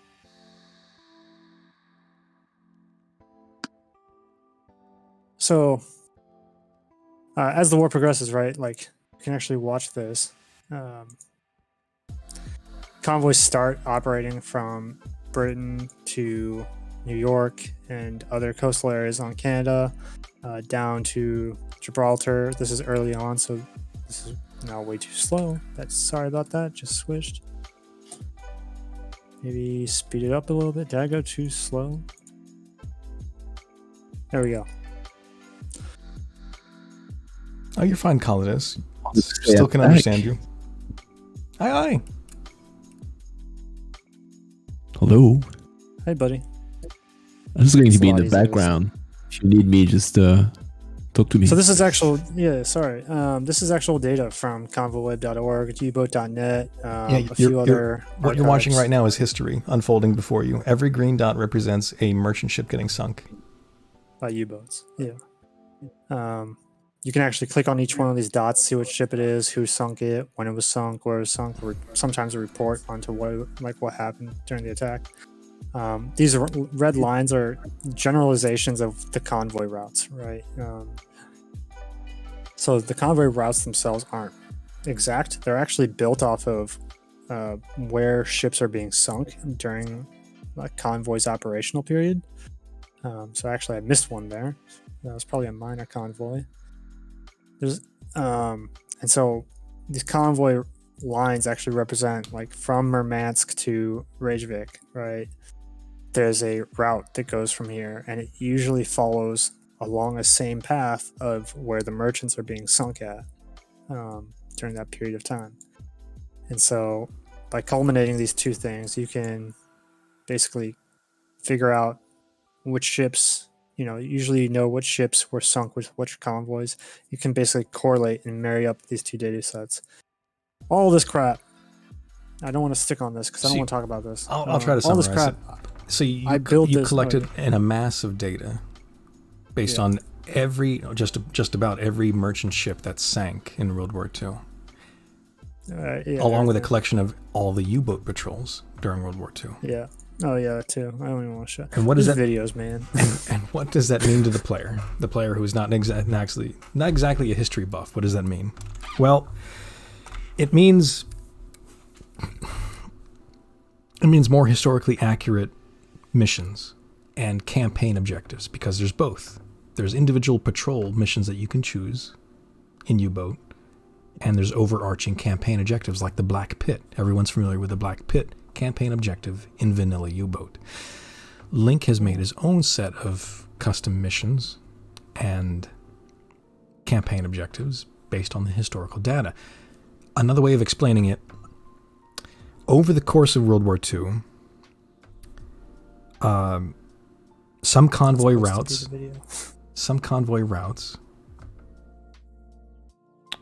were larger than others. Some were small, only a few ships. Some were large. And this changed throughout the war. Some convoy routes would get bigger, others would get smaller as other nations joined in on the fight. It's all transportation of goods. And just like the Indians and the buffalo, or the Indians and the bison. Buffalo? The Indians and the buffalo. The Indians would go where the buffalo went. The U-boats would go where the merchants were. Right? Makes sense?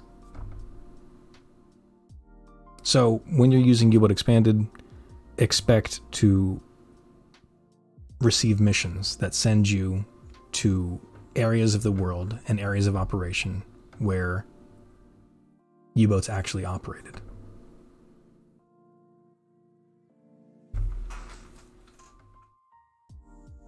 That's another way of putting it. Thanks, Viper. The mod doesn't change the underlying gameplay. You're still in a sandbox world, just with more of everything. And everything you encounter is based on historical data.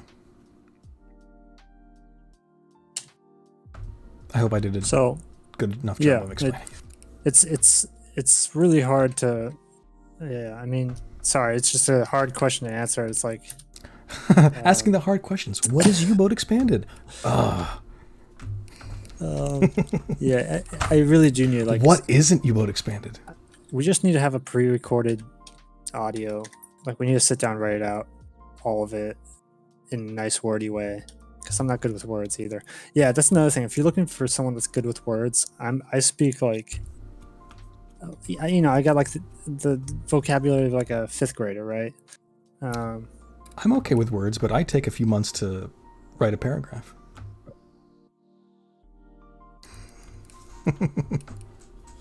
There we go. I'm still working on a few scripts for videos that I need to make. Okay, so now we're looking at U-boat expanded. We gotta let it run for a day or two. Otherwise, nothing's happening on the map. The game always starts with the same academic voice for you if you want.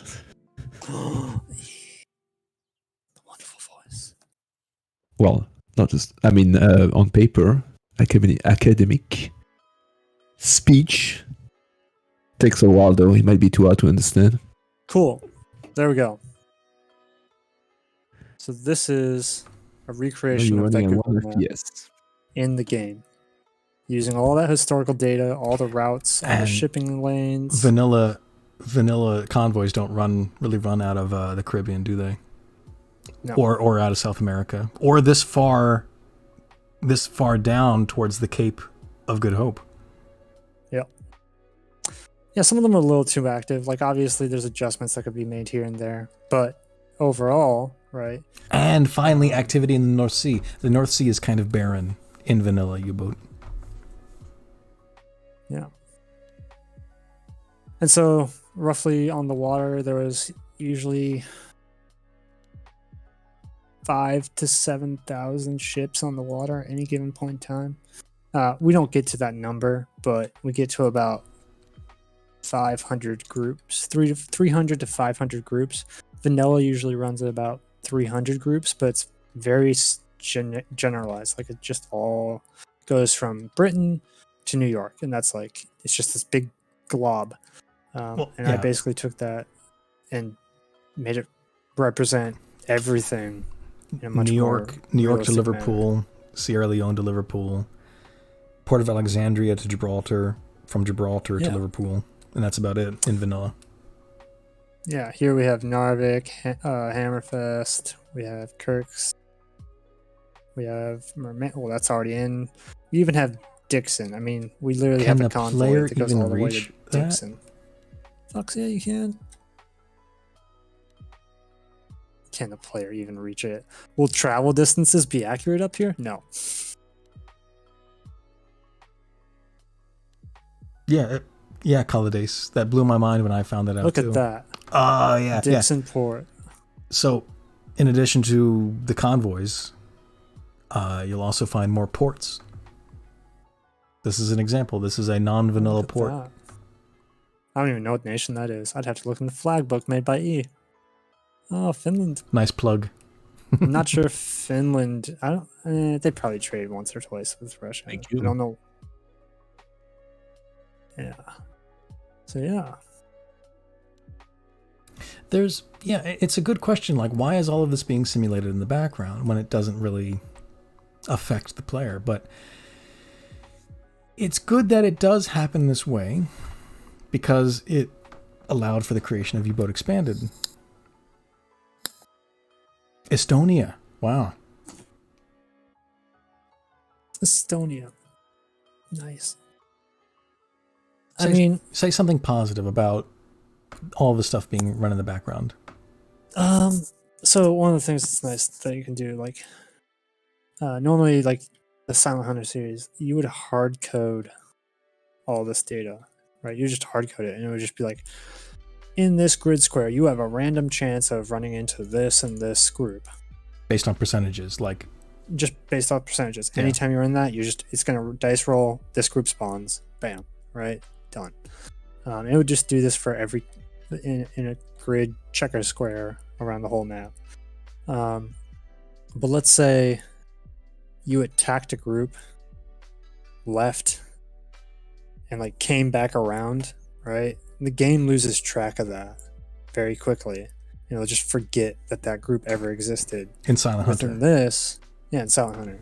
Within this, I could attack the same convoy multiple times. I could attack them, leave, come back, attack them somewhere else, leave, come back, attack them somewhere else, and trail them all the way up to Britain. And it would be the same group with the same ships, right? And as long as I destroyed the ships while they were in visual range and didn't like hope to God that they're just going to sink on their own, because the game, not everything can be done perfectly, but yeah, it persists, right? So that information persists.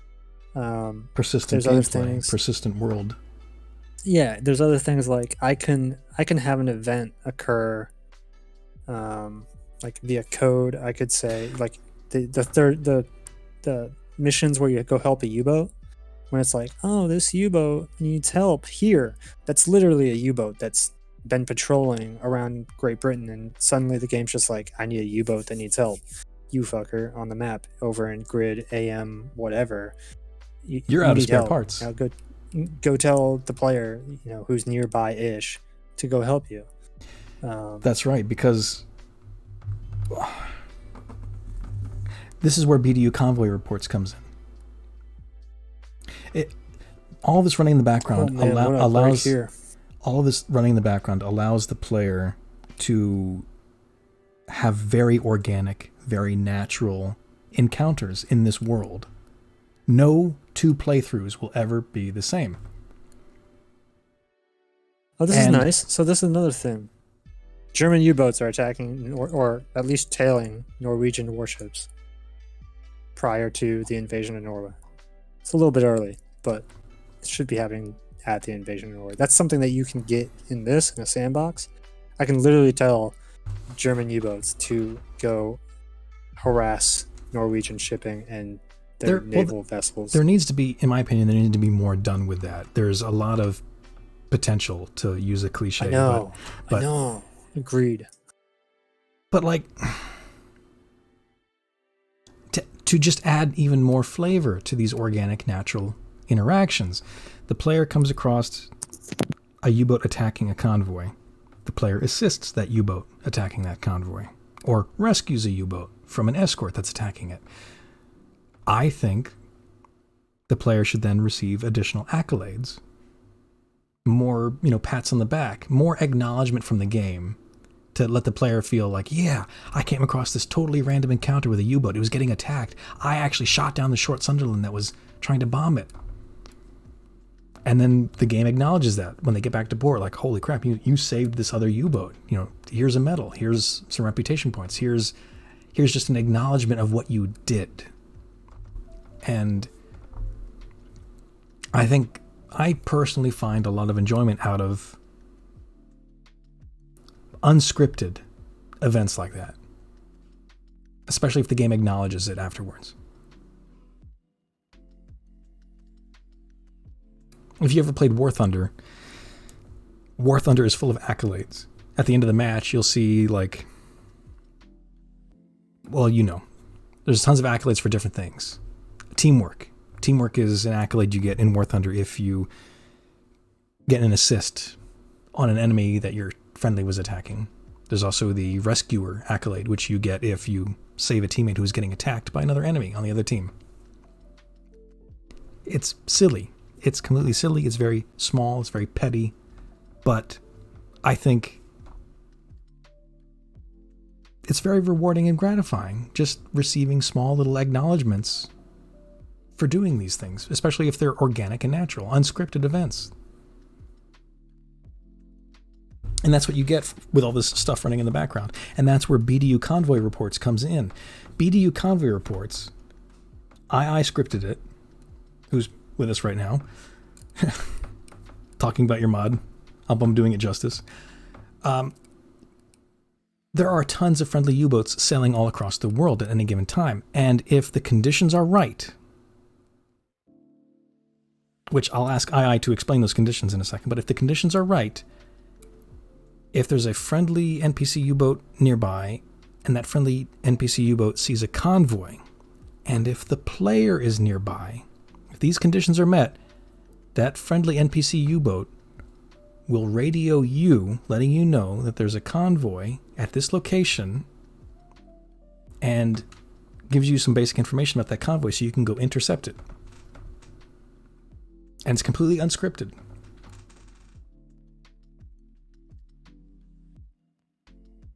Happens by complete random chance.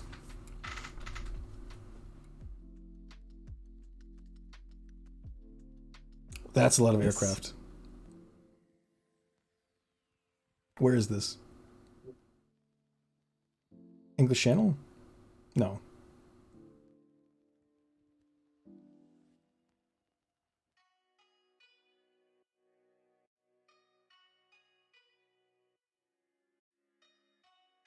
Link. I think he Oh, muted. thank you. So sorry. Look at that stutter. Oh man, I really broke something there. That's a Fulmar ferry. Yeah. Fulmar? Hey, I'm stupid as hell. Hey What? guys, do you ever love the feeling when you realize you've been saying something wrong for a really long time? Oh no, what have you done? I mean, I just mispronounce things. Like, then I hear someone else say the word, and I'm like, that's how you say it? And I'm like, oh, I'm a fucking idiot. Was the Marine in you trying to say Fubar ferry? Yeah, I think I said, I don't think I said, no, I didn't say Fulmar. I definitely didn't say that. Fumar? I don't know what I There's like said. no way of guessing the proper pronunciation from the spelling, so at least you have that going for you. Hey guys, if you're ever wondering if Americans are stupid, don't judge me. I'm stupider than most Americans. So, like, I think Americans are geniuses. These guys are so smart. You ever seen just the random? Just be like, wow, how are they so smart? They talk right. They walk with a weird posture. But anyways, yeah. I mean, so again, my intent, and it's not always possible. Like I put all this data in the game, and it's like it's great, right? And obviously, like I can go out and find the FS convoy, which is a real convoy, and the data that generates this convoy is specific to 1939 Q4, which is correlates to the date that we're playing in, right? That's all great, and really, it's me just trying to bring out pieces of history, right? Like this is just a piece of all the convoy data from World War II into the game, and if I could, I would bring out like war diaries from the merchantmen, right, which is out there. I'd bring out photos of the ships that were in convoy FS 1939, or an FS 13, right, which is a convoy that ran in 1939.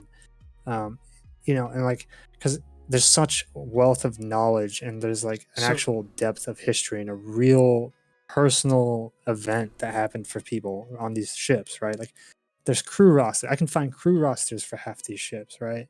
Which is wild to me. And like, I can't obviously provide all that. Like, it's kind of mundane. It's not mundane to do that. It's overbearing to do that. But at the same time, it's like I try and find a balance of like, what can I incorporate from history accurately, but also not just piecemeal it, not just be like this little piece. I literally want you to just be able to be like, click on that ship. I want to learn about that ship. And that's what UBE can do. You can literally just run into a warship. You can run into a merchant, and you can look up the name of that merchant. Sometimes it'll tell you the name of the captain who was the captain of that merchant in UBE. And so my intent, like one of the things I wanted to always do is like for you to be able to click on a ship, know who the captain is, maybe get a picture of the ship, know something about the ship, like where it was built, when it was built, when it was sank, who was sank by, what its story was, so that as you're playing the game, you can just be like, oh, yeah, we're playing a game, but like this shit, what is being presented to me in the game is actually what happened, rather than the game just, I'm a sandbox, here we go. I can't do that perfectly per se, but I just want to be able to provide as much historical context and background while you're playing the game. Because Ideally, to me that's fun. Yeah. ideally, U-Boat Expanded. While playing that, you'll also see changes in what kind of ships you encounter throughout the war. Early war, you might encounter more of this type of ship class. Later Yeah, that war, happens automatically. later war, you'll encounter different ship classes. I think that already happened. Yeah, that already happens in vanilla. But Link's, I guess Link's goal is, especially that he's figured out how to add in custom ship classes, custom ship models. You'll be seeing a lot more of that. The evolution of the convoy. Yeah, just adding the data wasn't enough. I mean, like, yeah, initially that was all I was going to do, and I was just like, I'm happy. And then everybody and their mother was like, all the ship classes look like an F class. And I'm like, well, yeah, because that's all we have is an F class. And, we had like 3 destroyers, and that's it, So I'm more doing this for the community and everybody wanting more ships. So I do love the idea of an interactive there's too museum. many. Yeah, I mean it's an interactive museum while you play the game. That's what I try to do. Like, there's a bug. Oh, look at that, guys! We're doing some beta testing right now. Too many Polish warships. Maybe a section where you can just supposed look to be up. gone by now. You can just look up information about the C3 when it was first created, the different nations it was sold to. That's true. I had fun researching that with you when we were working on different ship classes for U-Boat Expanded. At least on the data sheets. Remind me to remove the Polish warships in 1939. Hey Thumper, how you doing? We're talking about the mod U-Boat Expanded. It's a fairly sizable mod on the Steam Workshop for U-Boat.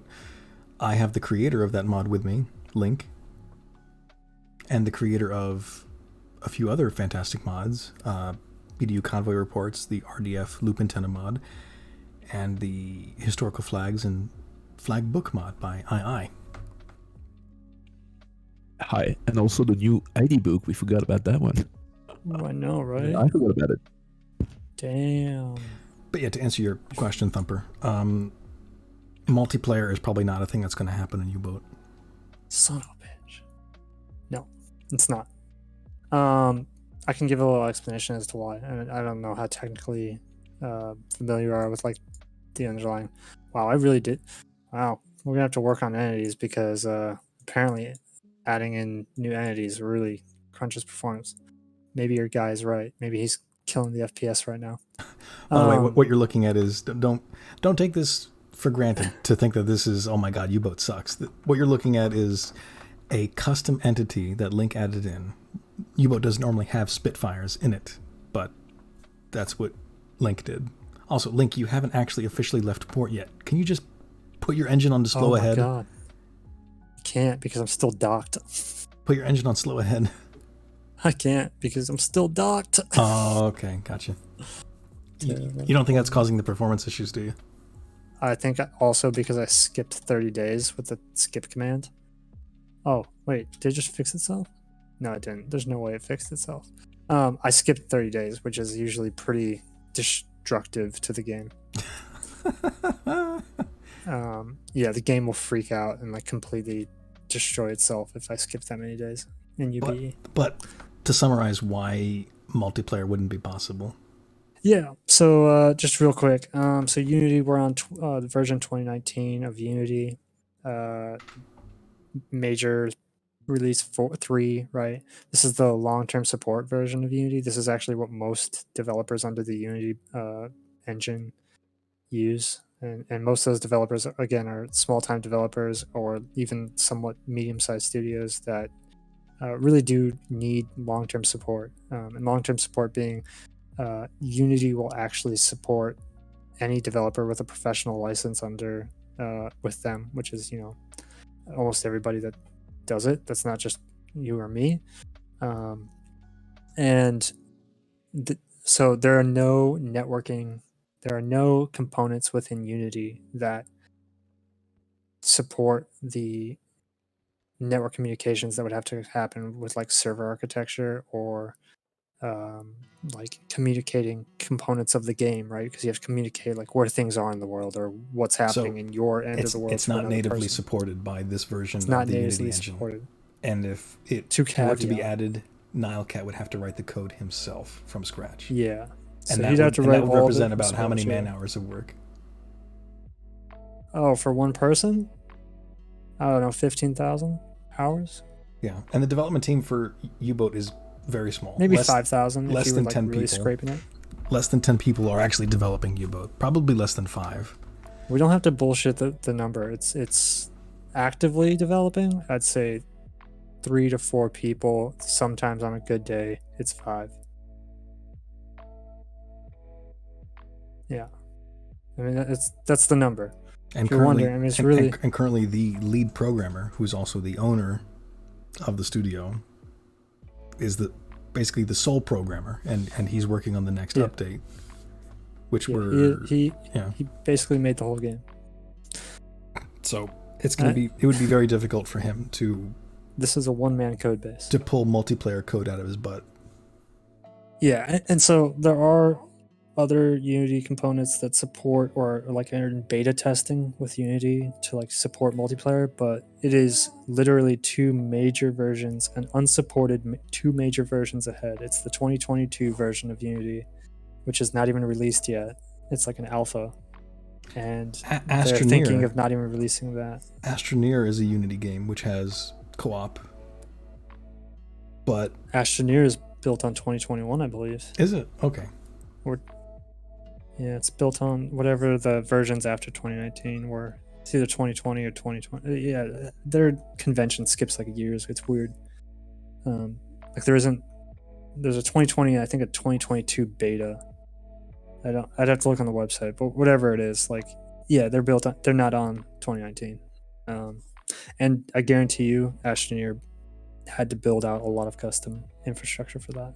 It's possible, right? So games and modders have actually proven that it's possible to implement multiplayer into it, but it's there's a lot of challenges. Just to say that you can implement multiplayer into Unity isn't an impossible feat. It's how do you implement multiplayer into Unity and incorporate it into the existing framework of the game, right? And this game specifically uses one feature that's very hard. You cannot easily correlate between 2 players, which is time compression. It's a Unity feature. Time compression is not a U-Boat feature. It's a Unity feature that U-Boat uses, similar to like how KSP uses it, right? If you ever played Kerbal Space Program. Again, not to say that makes it impossible. Kerbal Space Program had that handled in a multiplayer mod, but then KSP doesn't have 500 entities floating around the map space, right? You just have some static planets and your ship and the player ship and maybe debris. That's easy to do, but when you have 500 entity NPCs basically rummaging around the map, it becomes a much more complicated problem.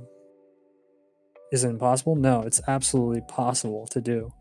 It's the amount of investment to do something like that for a developer that's really one core coder.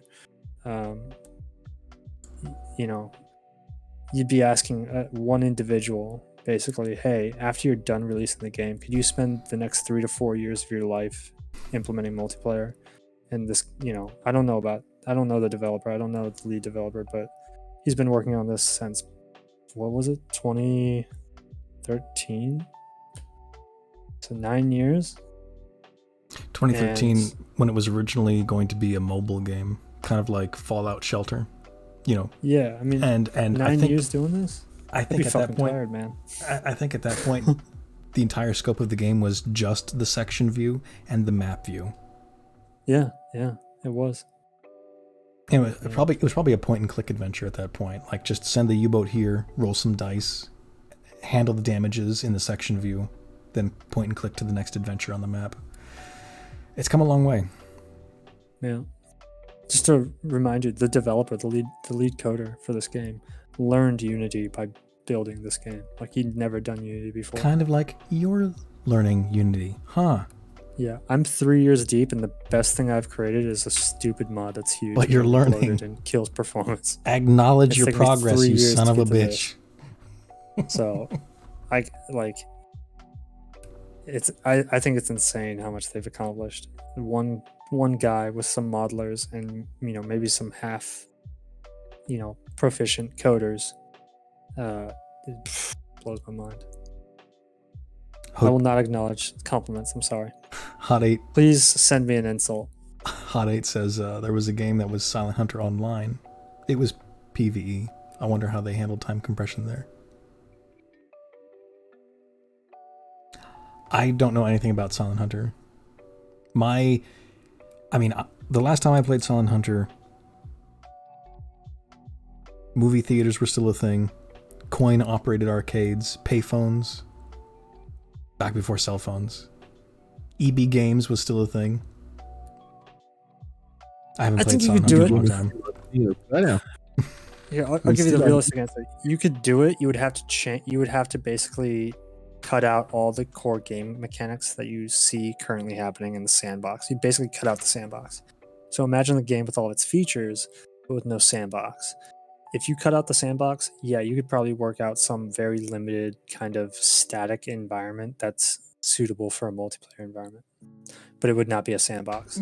Absolutely not. Maybe like the player encounters a convoy, and then the player has the option to like summon a friend, and so the game pauses itself. So it's only that local space. Yeah, only that local space. Everything else is completely removed from existence. It's only the player and his friend or multiple friends. That's what I was thinking. In this localized instance, attacking that single convoy. No time compression whatsoever. You're just here, now, in this space. And when you're done, everybody goes their separate ways. Yeah, I could see that. And that's kind of the mentality. And that's what I was talking about. You'd have to strip out the components that aren't really compatible with multiplayer. You could do it. I mean, like I said. Times Square removed their very last payphone. There you go. Yeah, I mean, basically, you're just saying, hey, redevelop Wolfpack networking code into your game, please. Honestly, 9 years of doing this, and then ask that, I would throw a hammer through the wall. Would be, I don't know, man. I've been doing UBE for 3 years, and not 3 years, like 2 years and some change, almost 3 years, and you've come a long way, man. Yeah, but like I'm like, this is like pulling teeth. It's not pulling teeth. Let me not say that. It's like, and we still need to get you a website where you can embed this Google Earth. I want to reach the end of the road. You know what I'm saying? I want to get to the destination of what I've been doing. Okay, we are almost at the 4-hour mark. We gotta pack it up. Yeah. 18 minutes. I think we should call it quits. Anybody in chat have any more questions for Link or II? And Link, is there anything else you wanted to talk about that you've been working on, other than the injection of ships, aircraft? Oh God, hold on. Yeah. Oh God, that's such a good point.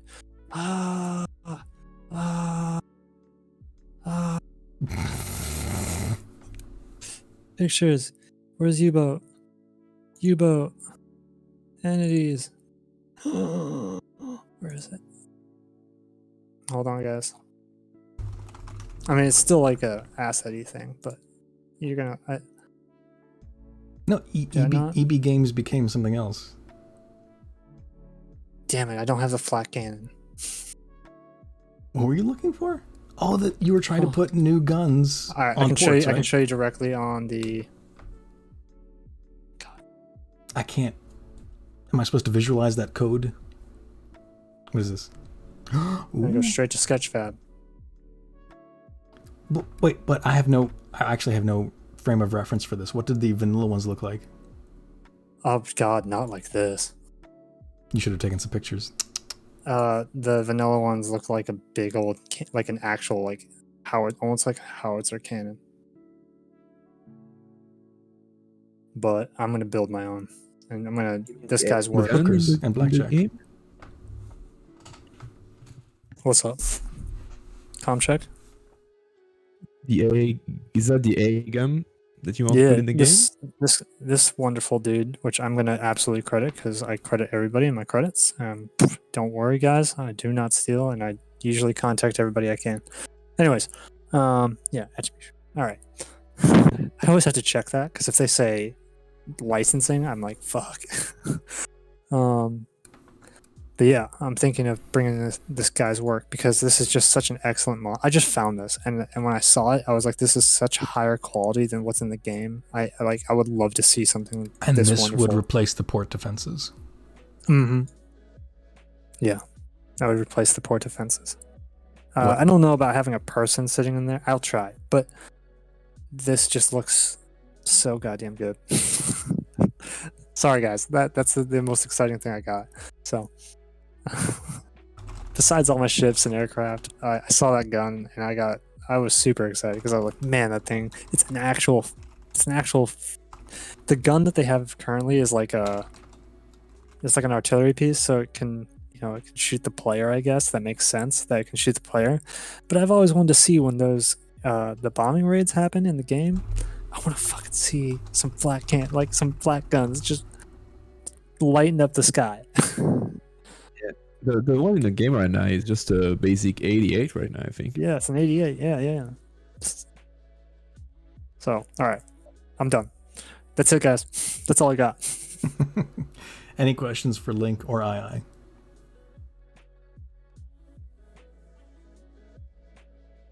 And thanks all for watching, which is probably like me watching, Dougal watching, E watching, and then there's probably 2 people left here. Thanks, guys. And you're using Google Earth for that simulation, right? Yeah.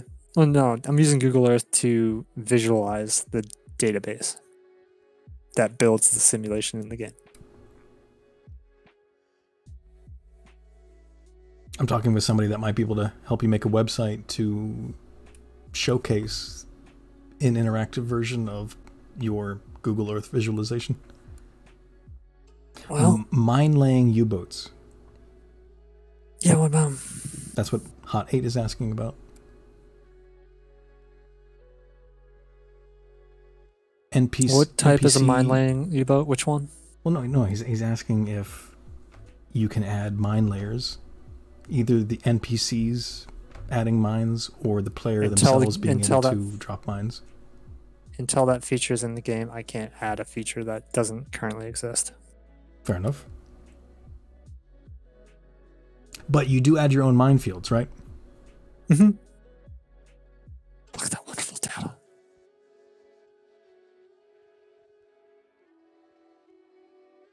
Oh, these are U-boat patrols, by the way, if anyone's wondering.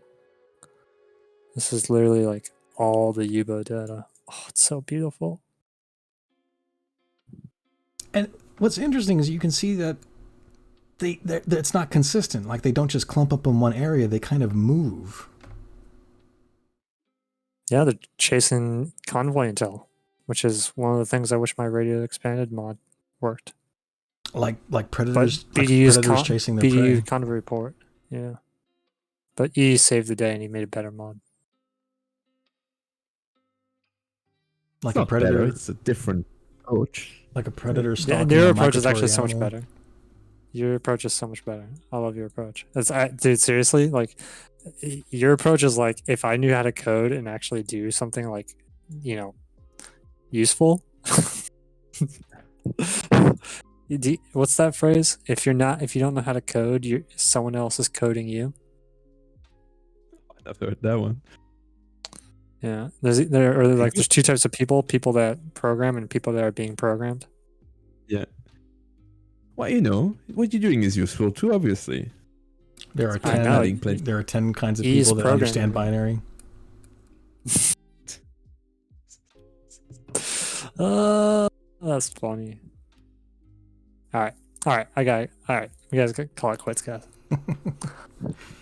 This will go on forever.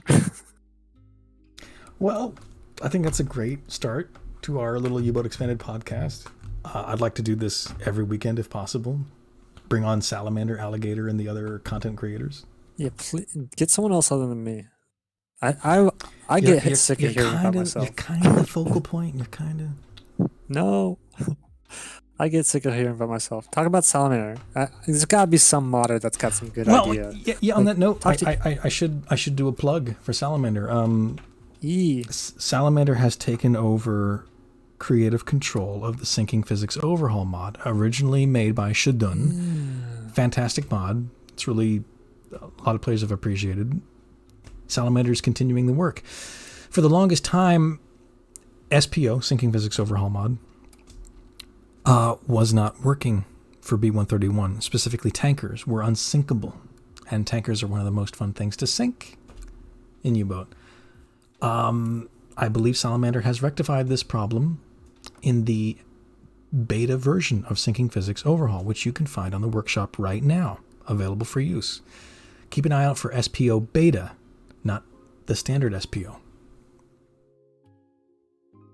And if you're on the U-Boat Discord server, make sure you've opted in for the modding channels so that you have access to the Sinking Physics Overhaul channel and the U-Boat Expanded channel, where you can talk to these content creators directly to complain or praise them. They do need feedback. Don't ever praise me. Because they can't test their mods and work on their mods effectively at the same time. They need you. Only you can help progress. Oh yeah, that's a great point. That was the first time I've actually played U-Boat Expanded since I developed the last patch. Over 1,000 hours into developing it, 10 hours into playing it. Yeah, easily. I've probably played 10, 20 hours.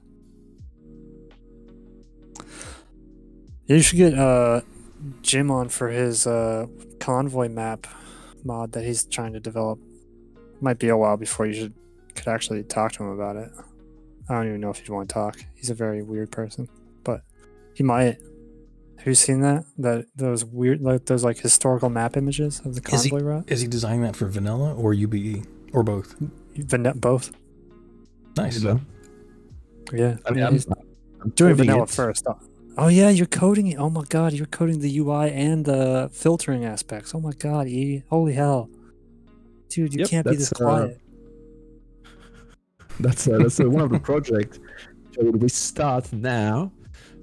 Because obviously I was not too busy on it, but yeah, we have we made the images and everything, and they did the design overall of how it should work, and I'm just implementing it. Interview.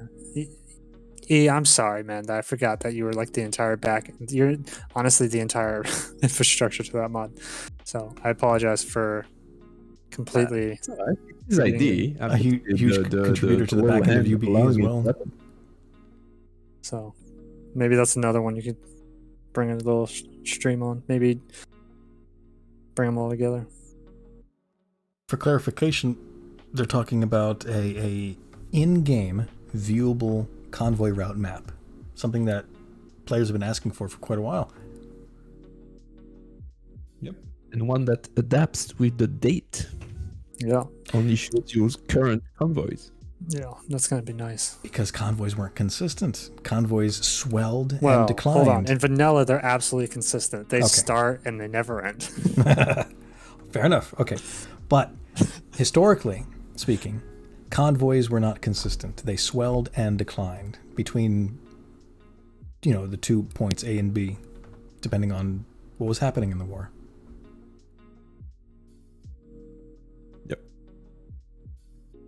So we'll see when that one comes out, but I don't want to make any promises, but in a month or so, maybe, who knows? Maybe we'll tie with the next release. Something else important I forgot that those map overlays will also show you Bring up Google Earth again for a second. I know you have it.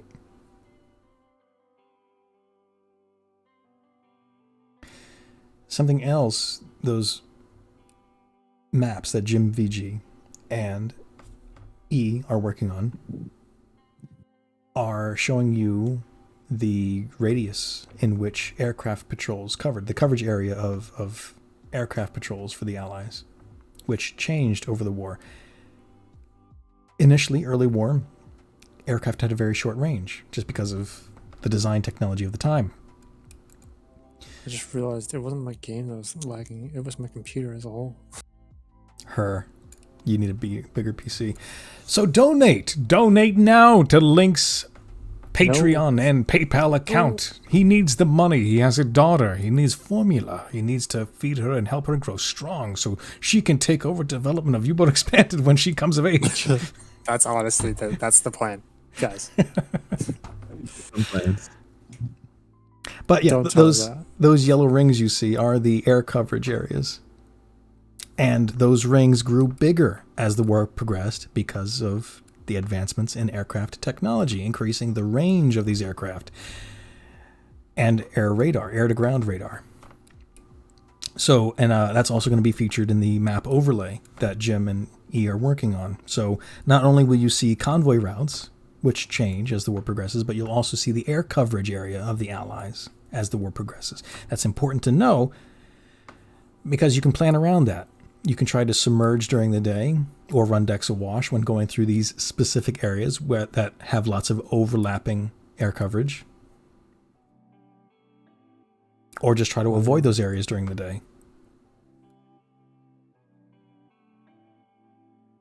Like one of the reasons why all U-boat patrols. Oh, yeah. Look at that. Look at how very specifically all of those blue lines avoid those yellow rings when possible. Those lines represent U-boat patrols. If you saw the movie Attack America's Coast. Yeah, if you saw the movie Greyhound,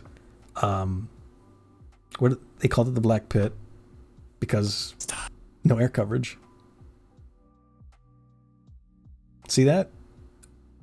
That's the golden zone.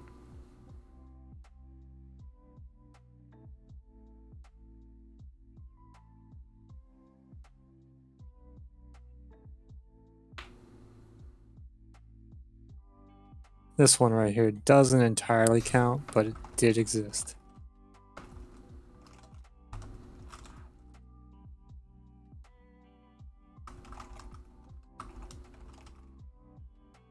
Alright, if you want more of those Google Earth videos and merchants and U-boat patrols, there's videos on my YouTube channel. And yeah, we should wrap this up. Alright. Thank you guys for have watching. A great night. Yep. Thank you guys for watching. E, thanks for coming down, man. Thank you to It's my good guests. to hear your voice again. Link and E. And you can expect to see us next week, if not sooner, if Link has some kind of grand epiphany or discovers something else cool he wants to share. Ships might go float. Yeah, get cracking on that. What's wrong with you, lazy know, developer? God damn it. Dude. God, every time I hear someone say the devs are lazy, I'm like, if they're lazy, I'm fucked. All right. It's been a pleasure. Everyone, have a wonderful night. Take care.